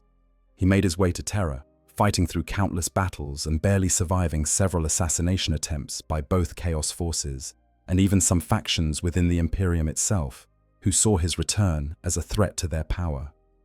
When he finally reached the Imperial Palace and was granted the extraordinary privilege of an audience with the Emperor himself, what transpired in that meeting sent shockwaves through his entire worldview. The details of that conversation remain known only to Guilliman himself, but his reactions afterward spoke volumes. The Primarch emerged from the throne room visibly shaken. His entire demeanor changed. When he spoke to his closest advisors, he described an emperor who had changed profoundly from the being he had known during the Great Crusade. The emperor's thoughts, Guilliman said, came not as words, but as a crushing torrent of images and concepts, a psychic assault that conveyed information with brutal efficiency, but without any warmth or recognition. Gilliman had expected to be greeted as a returning son, had hoped for some acknowledgement of the bond between creator and creation. Instead, he felt like a tool being examined by a craftsman, assessed for usefulness and found adequate to the task at hand. More disturbing still was the nature of the Emperor's consciousness as Gilliman perceived it. The being on the throne seemed to speak with multiple voices simultaneously, as if what had once been a singular entity had fragmented into distinct aspects, each one focused on a different imperative. There was no unity of purpose, no clear singular will, just a cacophony of competing drives and intentions that somehow managed to work in concert, despite their apparent contradictions. This experience led Gilliman to question everything he thought he knew. Was this really his father, or had 10,000 years of agony and isolation transformed the Emperor into something else entirely? Had the worship of trillions created a warp entity that had merged with or even replaced the original consciousness? Or was this simply the result of a mind stretched to its absolute limits, forced to process and respond to threats across the entire galaxy simultaneously, while also holding back the literal forces of hell? The Primarch made his peace with these questions as best he could and took up the mantle of Lord Commander of the Imperium, effectively becoming the Emperor's regent and voice. He launched the Indomitus Crusade, a massive military campaign designed to reclaim territory lost to Chaos and Xenos invasions. He began implementing reforms, trying to make the Imperium's bloated and inefficient bureaucracy at least marginally more responsive to actual threats. But even as Gilliman worked to shore up humanity's defenses, strange reports began filtering in from across the Imperium. Our astropaths were experiencing visions unlike anything in recorded history. They spoke of a golden child, an infant wreathed in radiant light, appearing in their psychic dreams with increasing frequency and clarity. These visions were often accompanied by images of a massive figure rising from a throne of light, casting off chains that had bound it for countless ages. The ecclesiarchy didn't know what to make of these reports. Some saw them as proof of the Emperor's imminent resurrection, signs that he would soon rise from the Golden Throne and lead humanity to final victory over all its enemies. Others worried that they might be false visions planted by Chaos, designed to lure the faithful into complacency or worse, to trick them into somehow interfering with the Emperor's current duties. The Inquisition investigated these visions with their characteristic thoroughness and paranoia. What they discovered was both encouraging and deeply troubling. The visions appeared to be genuine, untainted by Chaos corruption. The sources were reliable, tested psychers who had proven their loyalty countless times. And most significantly, the visions were not random or isolated. They seemed to follow a pattern, spreading outward from the segmentum solar in waves that suggested some kind of psychic awakening centered on Terra itself. More concerning still were the reports that certain Chaos forces were also aware of these visions and were actively working to prevent whatever they foretold. Cor Pharaon, the Dark Cardinal of the Word-Bearers Legion, had diverted significant resources toward hunting down those who experienced these visions. Yet this suggested that even the forces of Chaos feared what might be coming, that they saw the potential return or transformation of the Emperor as an existential threat to their plans.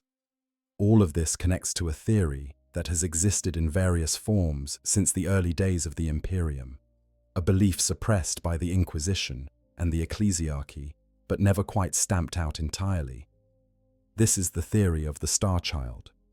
According to this belief, when Horus struck down the Emperor, the massive psychic trauma of that moment caused a fracture in the Emperor's soul.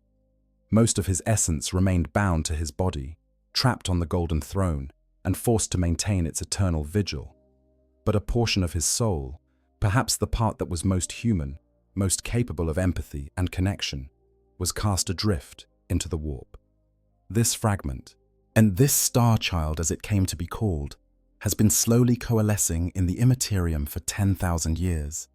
Like the Eldar god, Inead, which grows stronger with every Eldari soul that enters the infinity circuits of the craft worlds, the Star Child is gathering power from the collective psychic resonance of humanity's worship.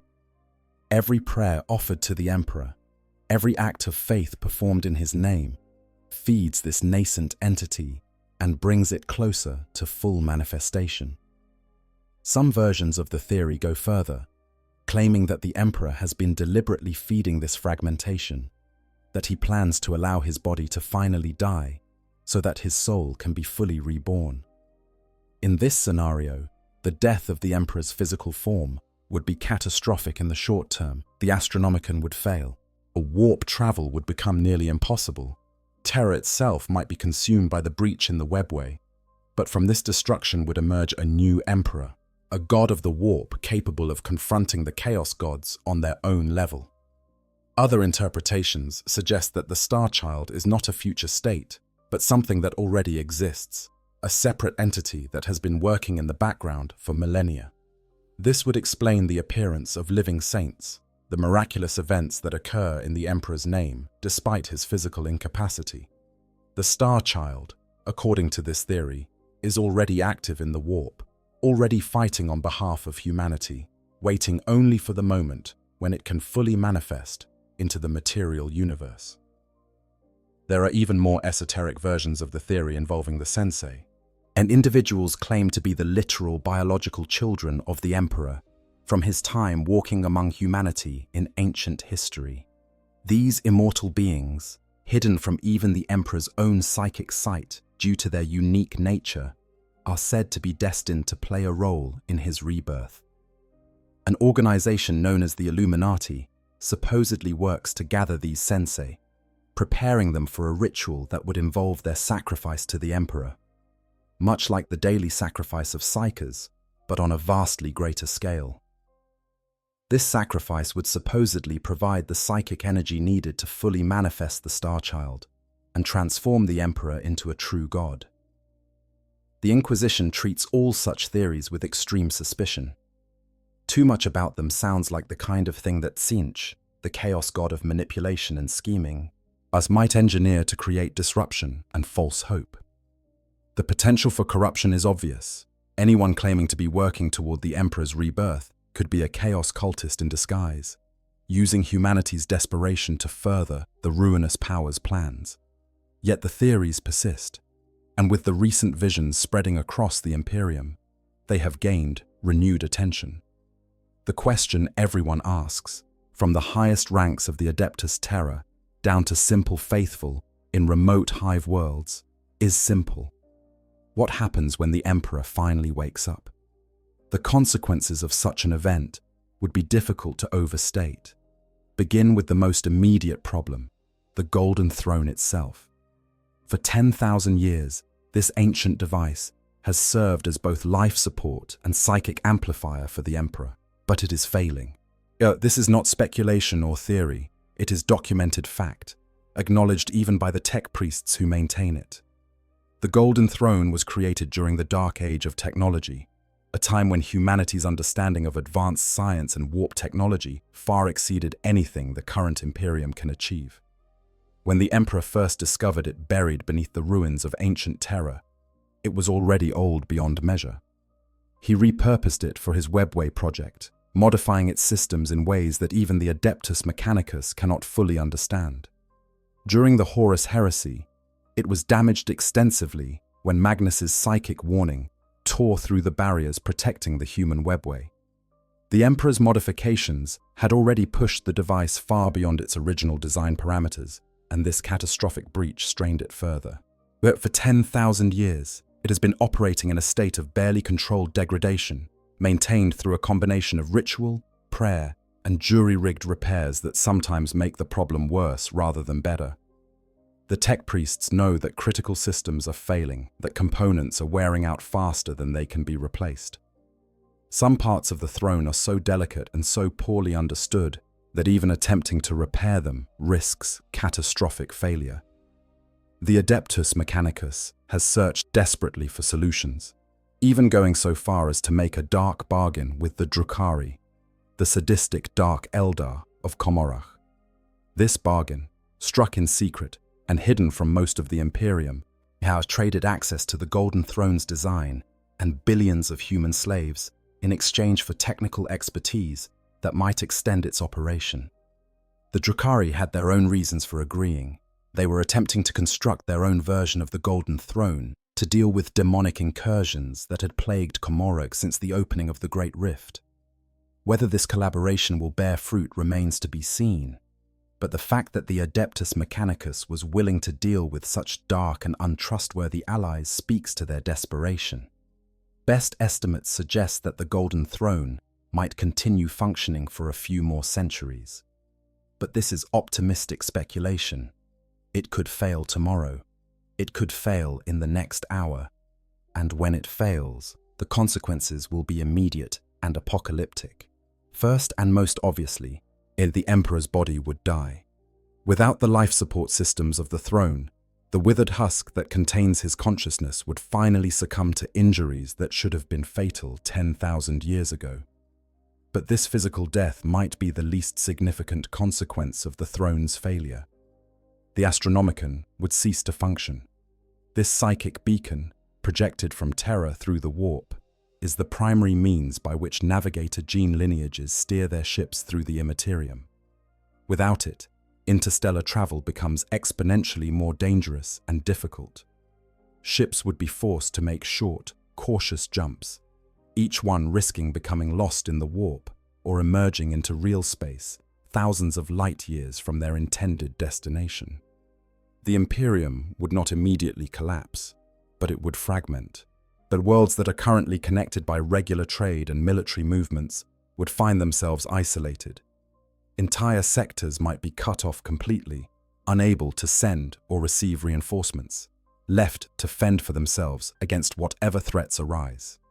The coherence that has held together a million worlds under a single banner would dissolve, replaced by a patchwork of isolated strongholds fighting desperately to survive. But even this fragmentation pales in comparison to what would happen on Terra itself. The Emperor's psychic might is the only thing holding close the breach in the webway, the catastrophic tear that Magnus inadvertently created. This rift opens directly into the warp, and on the other side, demons by the uncountable billions press against the barrier, each seeking any weakness that might allow them to pour through into reality. If the Emperor's consciousness is no longer present to maintain that barrier, the result would be catastrophic. The demonic flood would surge through the breach with a force that would make even the greatest chaos incursions in history seem like minor skirmishes. Terra, the cradle of humanity and the seat of the imperial government, would become the site of a demonic manifestation on a scale never before witnessed. The horrors that followed would be unimaginable. Every chaos god would pour their forces through this opening, seeking to claim Terra as a prize. Billions would die in the first hours. The very geography of the planet would be reshaped by warp energy, physical laws becoming negotiable, reality itself becoming fluid and unstable. And it would be the birth of a new Eye of Terror, but one centered on humanity's homeworld, a permanent wound in space that would radiate corruption across the entire Sol system and beyond. Some among the Adeptus Mechanicus have recognized this threat and taken precautions. Vulcan, one of the lost Primarchs, left behind a device called the Talisman of Seven Hammers. This artifact, installed in the throne room at the Emperor's own direction, serves as a failsafe, a dead man's switch designed to detonate if the Golden Throne fails completely. The explosion would destroy not just the Imperial Palace, but all of Terra, converting the entire planet into a radioactive wasteland. This would deny the Chaos Gods their prize, ensure that the birthplace of humanity would not become a demonic stronghold. But it would also mean the destruction of countless irreplaceable archives, the death of everyone on Terra, and the loss of the symbolic and administrative center of the Imperium. It is, in the truest sense, a plan of absolute last resort, chosen only because the alternative is even worse. Given all of this, the question of what happens when the Emperor wakes is intimately connected to how he wakes. If his awakening is simply a matter of consciousness returning to his body while everything else remains the same, then nothing really changes. He would still need to hold the webway breach closed. He would still need to project the Astronomicon. The problems would remain the same. only with an emperor who could perhaps offer direct guidance rather than cryptic visions. But if the awakening involves leaving the Golden Throne entirely, whether through death and rebirth or some form of ascension, then every one of the catastrophes described above would become inevitable. Unless, that is, something fundamental has changed about the emperor's nature or the circumstances of his imprisonment. This is where the various theories about the emperor's potential return begin to diverge into radically different scenarios, each with its own implications for the future of the Imperium and humanity as a whole. The first possibility is one that the ecclesiarchy favors in their more optimistic moments, the idea that the emperor will physically heal and rise from the throne as he was before his battle with Horus. In this scenario, 10,000 years of rest and the worship of trillions have restored him to his full power. He would awaken renewed, ready to lead humanity once more in person, rather than through intermediaries and distant guidance.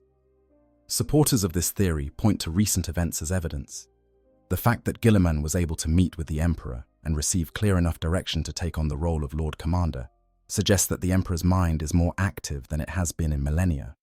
The miracles and manifestations that have increased in frequency could be signs that his power is growing, not waning. The visions of a radiant being rising from a throne could be literal prophecy of events soon to come. But there are obvious problems with this scenario. The Golden Throne is failing, not improving. The Emperor's body has decayed further, not healed. And even if he somehow could heal enough to leave the throne, the webway breach remains unsolved. But who would hold it closed in his absence? Could he even leave without triggering the very catastrophe that his imprisonment is designed to prevent? A second possibility involves the Star Child theory in its most literal form. In this scenario, the Emperor allows his body to die, accepting the short-term catastrophes that this would entail because he knows that his soul, freed from its physical prison, would be reborn in the warp as an entity powerful enough to rival the Chaos Gods themselves.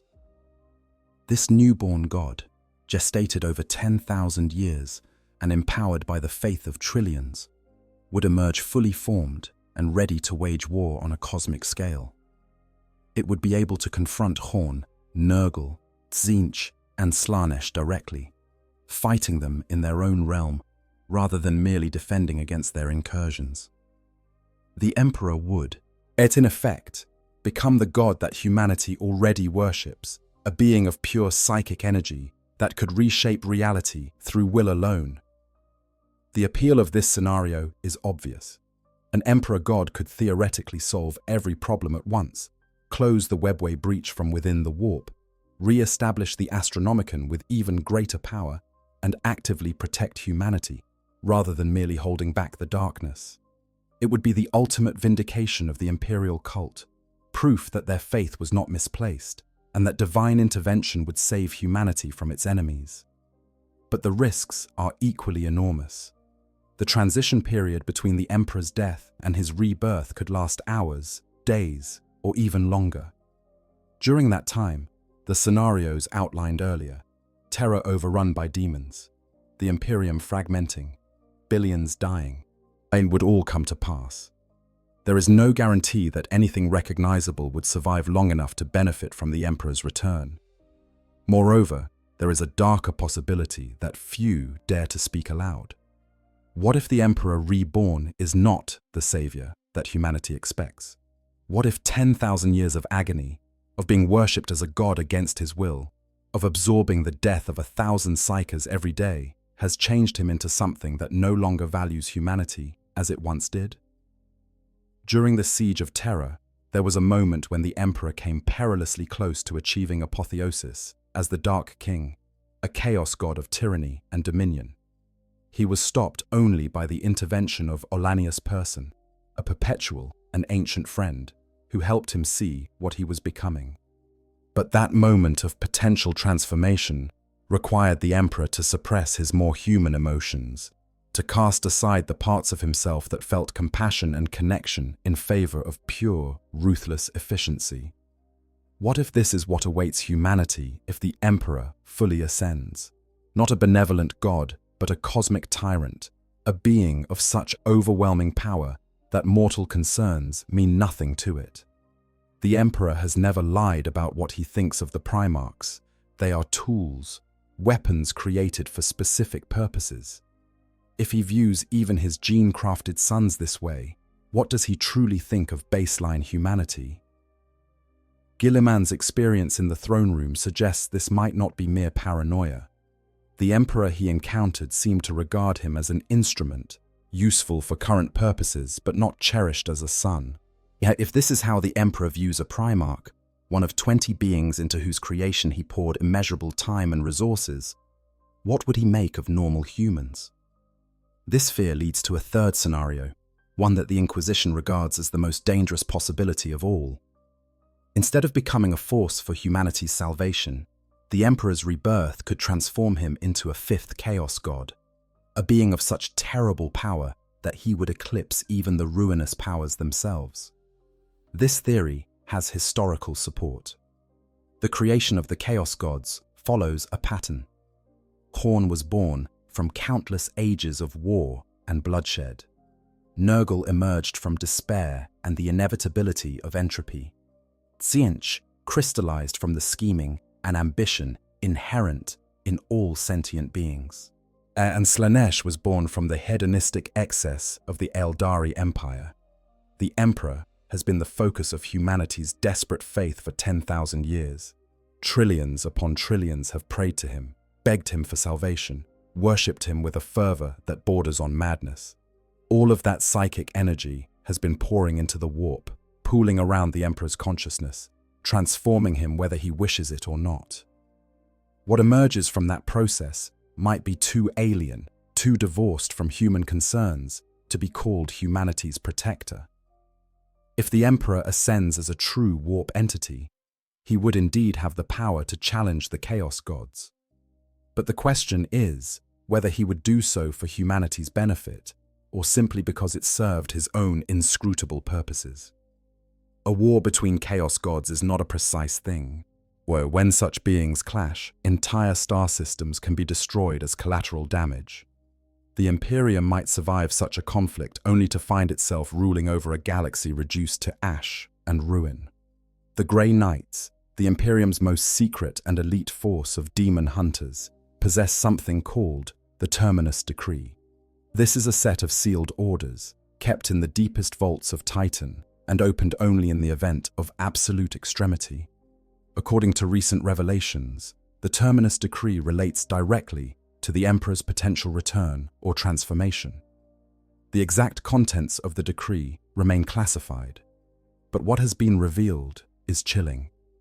The Grey Knights are ordered, under certain specific circumstances, to ensure that the Emperor never leaves the Golden Throne, not to protect him, not to facilitate his return, but to prevent it entirely. Even if he is resurrected, even if he is reborn in another form, even if he ascends as some kind of warp entity, the Grey Knights are to return him to his imprisonment by any means necessary. This suggests that someone, perhaps the Emperor himself, perhaps Malcador, or another high-ranking official from the time of the heresy, foresaw that the Emperor's return might not be the salvation that most imperial citizens imagine. They left instructions to prevent it, to ensure that whatever the Emperor might become, he remains bound to the Golden Throne for as long as possible. The implications of this are staggering. It means that the highest authorities of the Imperium, the ones with access to the most secret and sacred information, believe that the status quo, as terrible as it is, ours may be preferable to the alternative.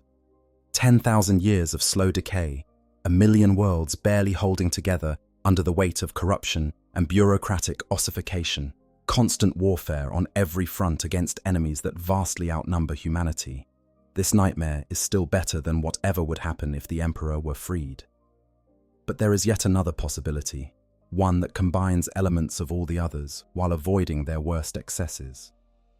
This is the theory that the Emperor is not trapped at all, that his imprisonment is, at least in part, voluntary. According to this line of thought, the Emperor recognized after his battle with Horus that he had made critical errors. His secrecy, his refusal to explain his true goals even to his most trusted sons, his belief that he alone could guide humanity to safety. All of these tendencies had contributed to the heresy. Half of his Primarchs had turned traitor in part because they felt used, manipulated, kept in the dark about the very purpose of the Great Crusade. The Emperor, for all his power and brilliance, had failed to trust anyone else with his vision, and that failure had nearly destroyed everything he had worked to build. So perhaps he made a different choice. Rather than trying to control everything directly, he would use his time on the Golden Throne to do something he had never really done before. Let humanity find its own way. Yes, he would maintain the Astronomicon. Yes, he would hold back the demonic tide. These things were necessary for humanity's survival, but the actual governance of the Imperium, the decisions about how to fight its wars and organize its society, and these he would leave to mortals. He would guide when guidance was desperately needed, offer cryptic visions to point people in roughly the right direction, but he would not dictate. This theory explains much about the current state of the Imperium. It explains why the Emperor allows himself to be worshipped, despite his previous opposition to religion, because he has recognized that faith, for all its dangers, provides psychological strength that pure reason cannot match. It explains why he does not actively intervene to reform the Imperium's many corrupt institutions, because he has learned that forced change from above creates resentment and rebellion. Most importantly, it explains why he might not want to leave the Golden Throne even if he could. His presence there serves a purpose beyond the merely mechanical. It provides a focus for humanity's unity, a symbol that can rally 1,000,000 disparate worlds under a single banner. As long as the Emperor sits upon the throne, there is a center to the Imperium, an ultimate authority to which all others must defer.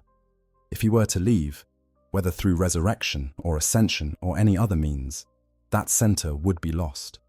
His actual presence might divide as much as it unites. Different factions would interpret his will in different ways, would claim to be following his true intentions while others were misleading or manipulating him. The wars that might erupt over the proper interpretation of the returned Emperor's desires could tear the Imperium apart more thoroughly than any external threat. Better, perhaps, to remain on the throne, to be a distant figure of veneration rather than an active political force. To let the various institutions of the Imperium muddle through as best they can, interfering only when absolutely necessary to prevent total catastrophe. It is not a heroic role, not the glorious leadership that the Emperor once provided during the Great Crusade, but it might be a wiser one, born of hard lessons learned through betrayal and loss. If this theory is correct, then the visions of the Star Child and the radiant being rising from a throne might not be prophecies of the Emperor's return at all. They might be symbolic representations of something else entirely, humanity's own potential to transcend its current limitations.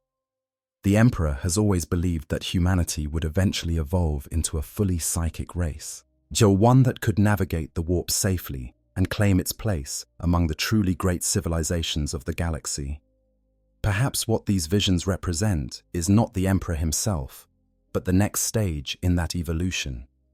The Star Child could be a collective entity, born not from the Emperor's fragmented soul, but from humanity's growing psychic potential. As more and more humans manifest psychic abilities, as the species as a whole becomes more attuned to the warp, they could be unconsciously creating something new, a reflection of their own better nature given form in the Immaterium. This entity would not replace the Emperor, but complement him. While he holds back the Chaos Gods and maintains the Astronomicon, the Star Child would work to guide individual humans toward enlightenment and understanding. It would help them resist chaos corruption, not through force, but through showing them a better alternative. It would be, in effect, the god that the imperial cult has been worshipping, but created by their faith, rather than being the actual Emperor himself. The beauty of this theory is that it allows for the Emperor to eventually leave the throne without catastrophe. As humanity evolves and the Star Child grows stronger, they could take over more and more of his duties.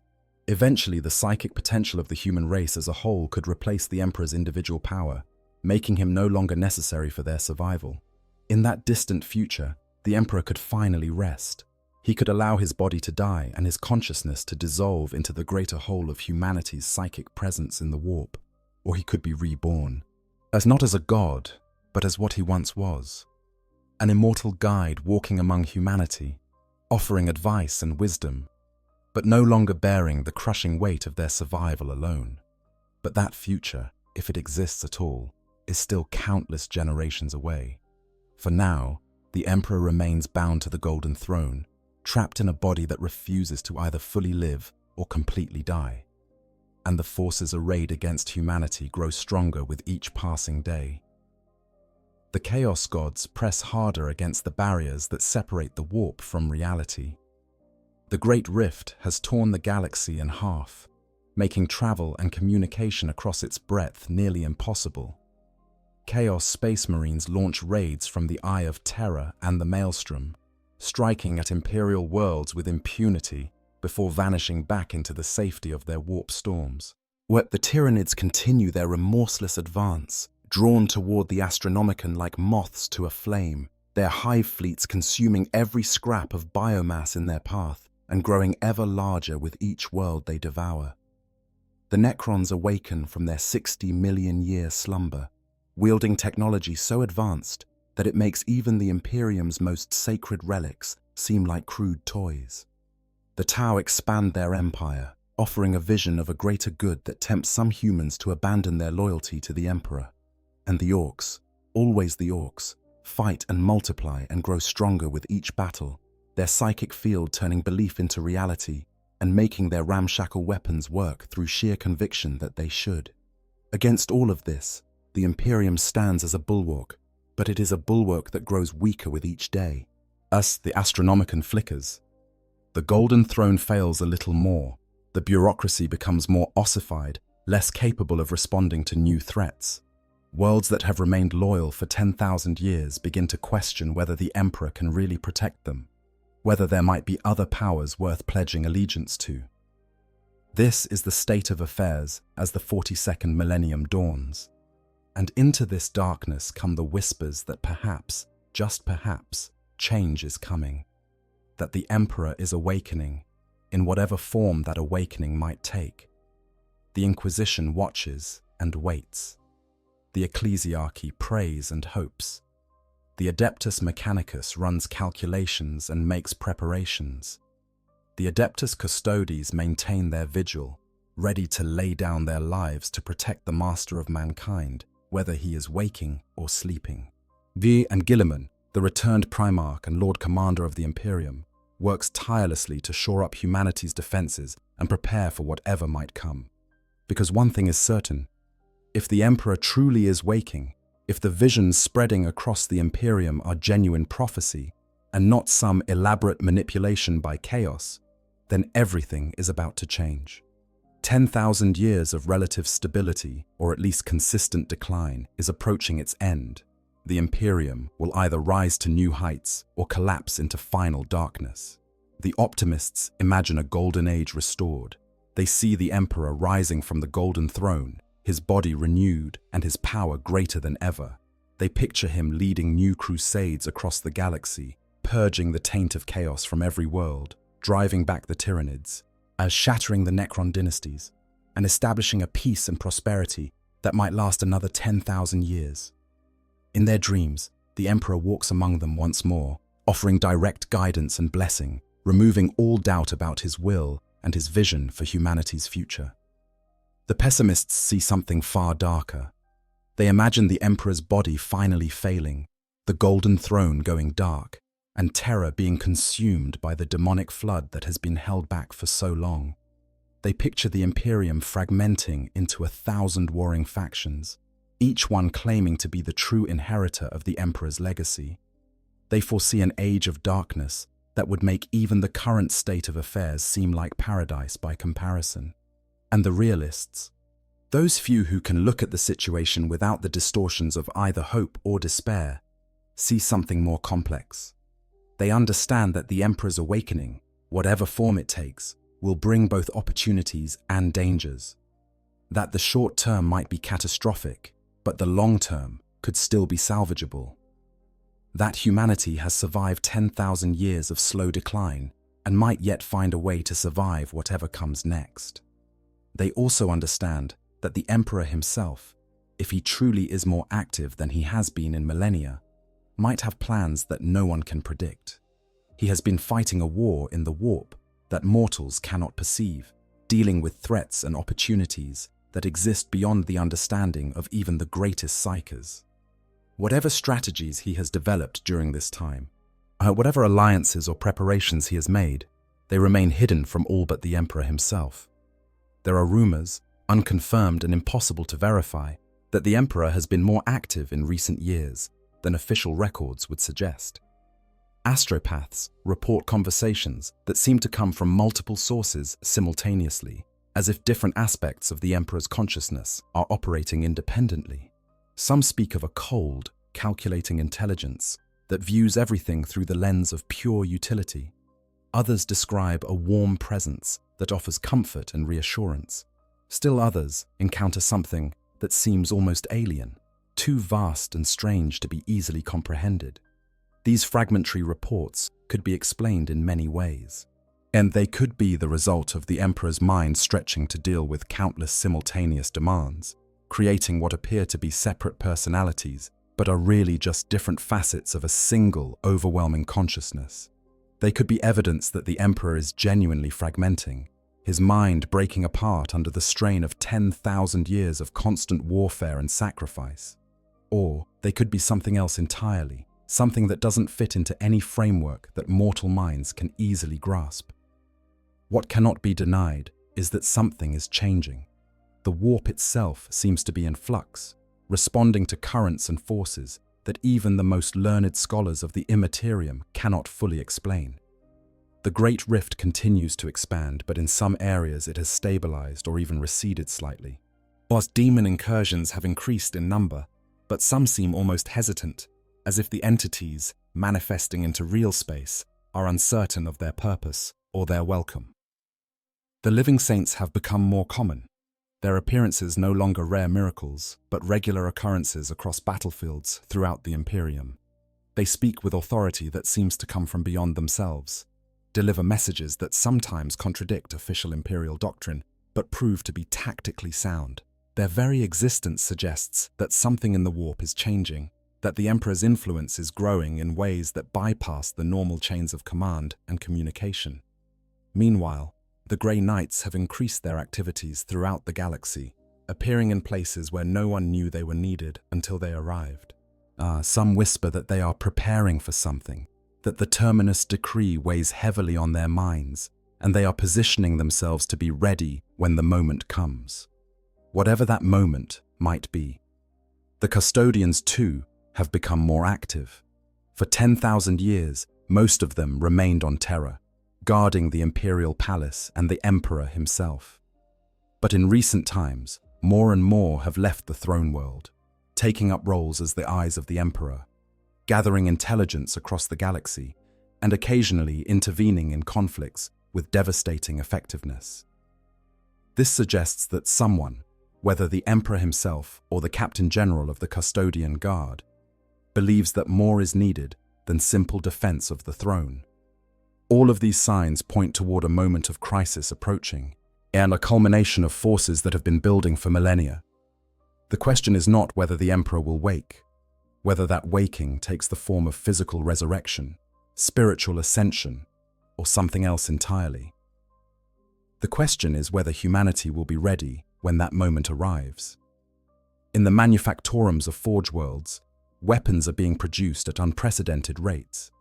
In the Schola Progenium, the next generation of Imperial servants is being trained with greater intensity than ever before. In the ecclesiarchy cathedrals, prayers are offered with renewed fervor, as if the faithful can sense that their devotion might soon be tested in ways they cannot imagine. And on Terra itself, in the depths of the Imperial Palace, the vigil continues. The custodians maintain their watch. The tech priests perform their rituals. The psykers are led in their daily procession to their deaths, their life force drained to sustain the being who has protected humanity for 10,000 years. The Emperor sits upon the golden throne, his withered body motionless, his consciousness ranging across the warp to fight battles that would drive mortal minds to instant madness. He is the guardian of humanity, the beacon in the darkness, the master of mankind. He is also a prisoner, bound by duty and necessity to a role that permits no rest and offers no relief. Whether he dreams, whether some part of his vast consciousness still wanders in the realm of sleep and memory, no one can say. But if he does dream, what might those dreams contain? Does he remember the ancient days when he walked freely among humanity, just another man with unusual gifts? Yes, does he recall the Great Crusade and all the hope it represented, the vision of a united humanity stepping out into the galaxy with confidence and purpose? Or does he only know the present, the endless war against chaos, the constant struggle to maintain barriers that grow weaker with each passing day? Does he still remember what it felt like to have a body that worked, to move freely, to speak words that others could hear directly, rather than through visions and intermediaries? These questions have no answers, not yet. The Emperor's inner life, if it can even be called that anymore, remains one of the great mysteries of the Imperium. But perhaps, someday, that mystery will be resolved. Perhaps the visions spreading across the galaxy are genuine harbingers of awakening, signs that the long sleep is finally ending. When that day comes, if it comes, the galaxy will change in ways that no one can fully predict. The Imperium might rise to new glory or collapse into ruin. The Emperor might return as savior or tyrant, god or monster, or something so alien to current understanding that none of these labels apply. But until that day arrives, the vigil continues. The prayers are offered, the psychers are sacrificed, and the Emperor, whether sleeping or waking, whether planning or simply enduring, remains bound to the golden throne, the last desperate hope of a species that has bet everything on the promise that he protects. In the grim darkness of the far future, there is only war. But perhaps, just perhaps, there might also be awakening. And when that awakening comes, it will reshape the destiny of humanity and the galaxy itself. The Emperor's return, as in whatever form it takes, will not be a simple miracle that solves all problems. It will be a transformation, a fundamental change in the relationship between humanity and the forces that threaten it. It might bring salvation or destruction, redemption or damnation, a new golden age, or a final darkness from which there can be no recovery. But it will come. The signs are too numerous, the momentum too great, for the current state of affairs to continue indefinitely. The golden throne is failing. The warp is changing. The Emperor's consciousness is evolving in ways that even he might not fully control. And all across the Imperium, from the highest ranks of the Adeptus Terra to the lowest hive worker praying before a crude icon, people sense that something is approaching. When the Emperor finally wakes up in Warhammer 40k, when it will mark the end of an era and the beginning of something new. Whether that something is better or worse than what came before, whether it fulfills the hopes of the faithful or confirms the fears of the pragmatic, remains to be seen. But change is coming, the long sleep is ending, and the galaxy holds its breath, waiting to see what awakens from the golden throne. If you enjoyed this deep dive into the Emperor's potential awakening and the implications for the Warhammer 40k universe, please consider liking this video and subscribing to the channel. There's so much more to explore in this rich and complex setting, and your support helps make these detailed examinations possible. Until next time, may the Emperor protect you, whether he's sleeping or waking. Yes, the Emperor's consciousness, during these 10,000 years, has been engaged in a war that mortal minds cannot fully comprehend. While the physical body sits motionless upon the golden throne, the psychic presence of the Emperor ranges across the Imperium, fighting battles on scales that make planetary conflicts seem like minor skirmishes. Every moment of every day, demons press against the barriers that the Emperor maintains, seeking any weakness that might allow them to break through into the material universe. These are not simple creatures. The greater demons that lead the assaults are beings of terrible power and malign intelligence. Bloodthirsters of Khorne wield axes that could cleave mountains, their rage burning with such intensity that it manifests as literal flames in the warp. Lords of Change scheme and plot, weaving plans within plans, each one designed to exploit some perceived weakness in the Emperor's defenses. Great unclean ones spread plagues that exist as much in thought as in physical disease, corruptions that can infect the very concepts that hold reality together. Keepers of secrets tempt with promises of sensation and experience beyond anything the material universe can offer, seeking to find some crack in the Emperor's absolute dedication to duty through which corruption might seep. Against all of this, the Emperor stands alone. There are no allies in this realm, no reinforcements that can be summoned, no strategic withdrawals to better positions. The Emperor must hold every meter of ground, maintain every barrier, fight every incursion with the same absolute commitment. A moment's inattention could allow a demon through, and that demon might then open a larger breach through which thousands more could pour. The consequences of failure are too catastrophic to contemplate, so failure is simply not permitted to occur. The strain of this endless battle is difficult for mortals to imagine. The Emperor fights without rest, without relief, without even the brief respites that allow exhausted warriors to gather their strength before returning to combat. For 10,000 years, it has maintained this vigil, every instant requiring the same level of focus and commitment as the first moment. That the Emperor's consciousness remains functional at all under such conditions speaks to the vast gulf between its capabilities and those of even the most powerful normal psykers. Yet there are signs that even the Emperor has limits. The reports from those few who can perceive its presence in the warp speak of a being that has changed profoundly from what it was before the heresy. The Emperor that Guilliman encountered seemed fragmented, its consciousness no longer a unified whole, but a collection of different aspects that sometimes seem to work at cross purposes. This might be a coping mechanism, a way of distributing the impossible burden across multiple facets of a single awareness. Or it might be evidence that the Emperor is genuinely breaking apart under the strain, its unified consciousness slowly dissolving into separate entities. Some theologians of the ecclesiarchy have developed elaborate theories about these different aspects, assigning them names and roles much like the saints of ancient religions.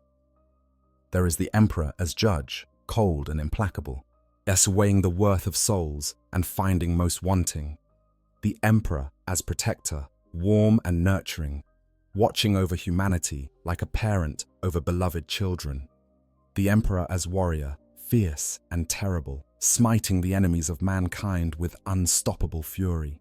The Emperor as scholar, wise and contemplative, guiding humanity toward enlightenment through subtle nudges rather than direct intervention. Whether these aspects truly exist as separate entities, or are simply different ways that mortals perceive a being too complex for single perspective understanding, remains a matter of intense debate. What is certain is that the Emperor's presence in the warp has grown stronger over the millennia, not weaker. This growth has been fueled by the worship of trillions of humans across 1 million worlds, each one adding their faith to a collective belief that has taken on a reality of its own in the psychically reactive environment of the Imperium. This presents a profound irony. The Emperor fought for a secular Imperium, one guided by reason and science rather than superstition and faith. It banned religion and persecuted those who practiced it, viewing belief in the supernatural as a doorway to chaos corruption.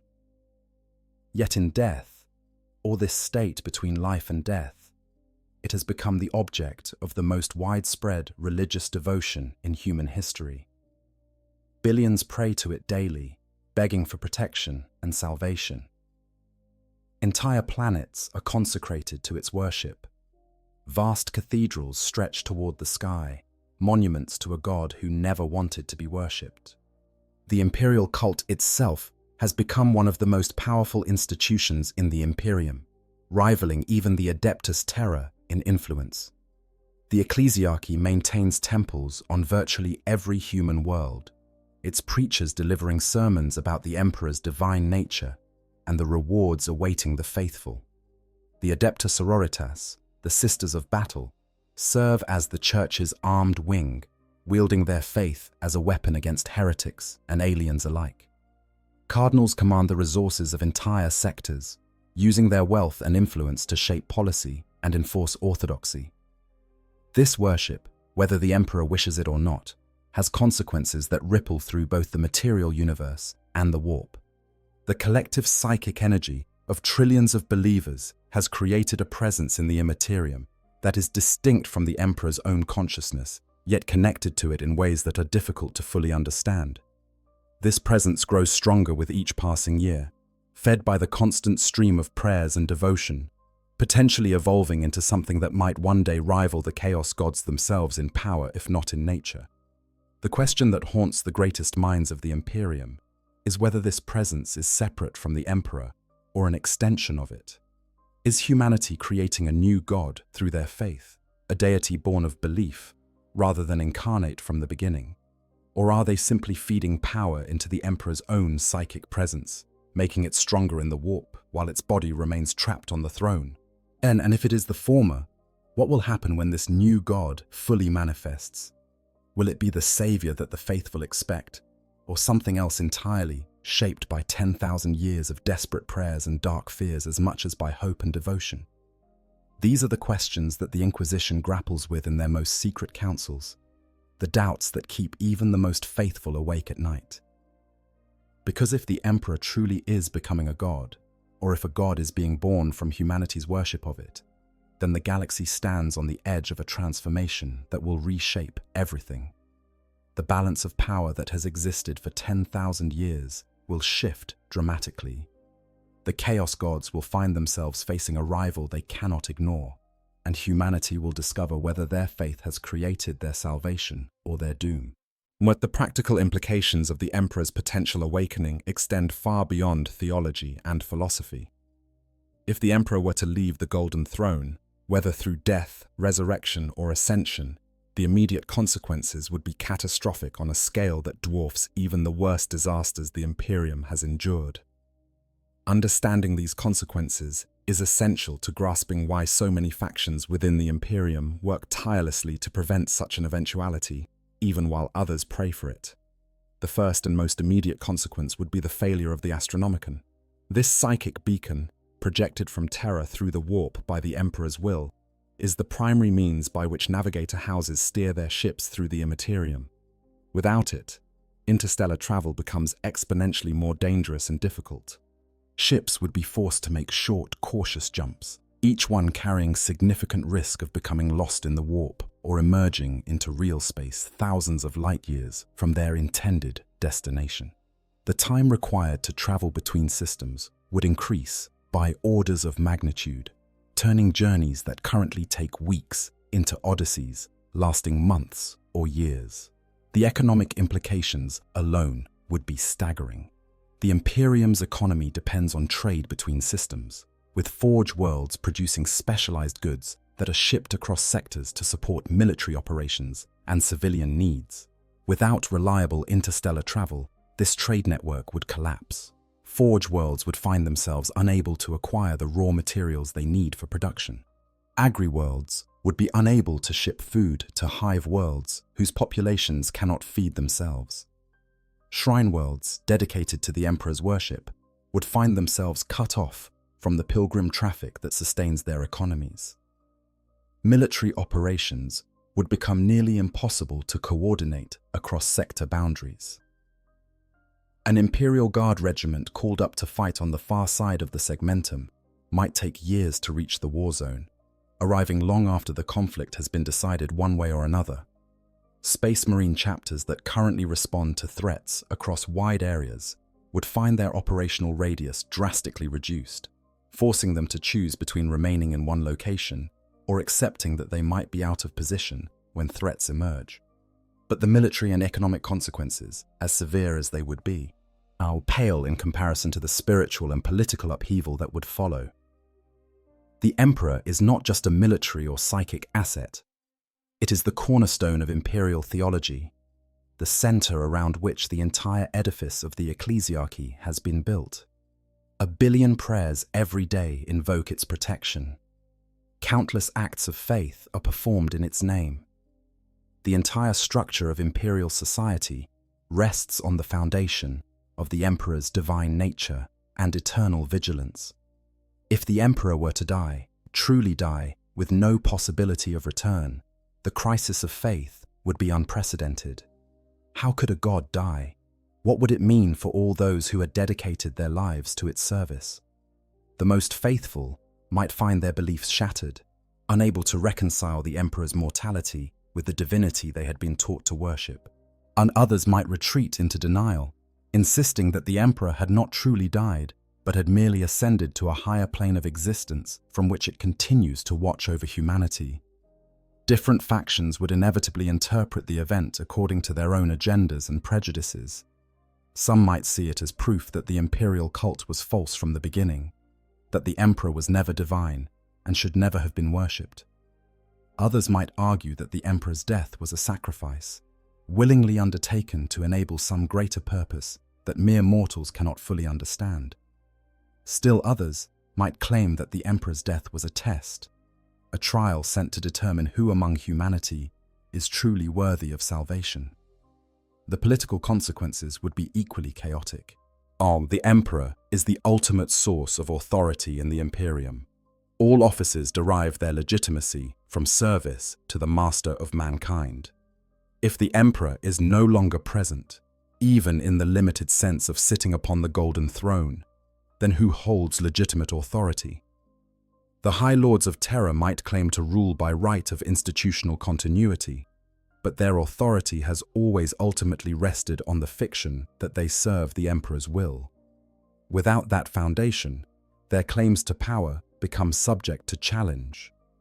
Robert Guilliman, as the only loyal Primarch currently active and holding the title of Lord Commander of the Imperium, would have the strongest claim to authority as the Emperor's genetic heir.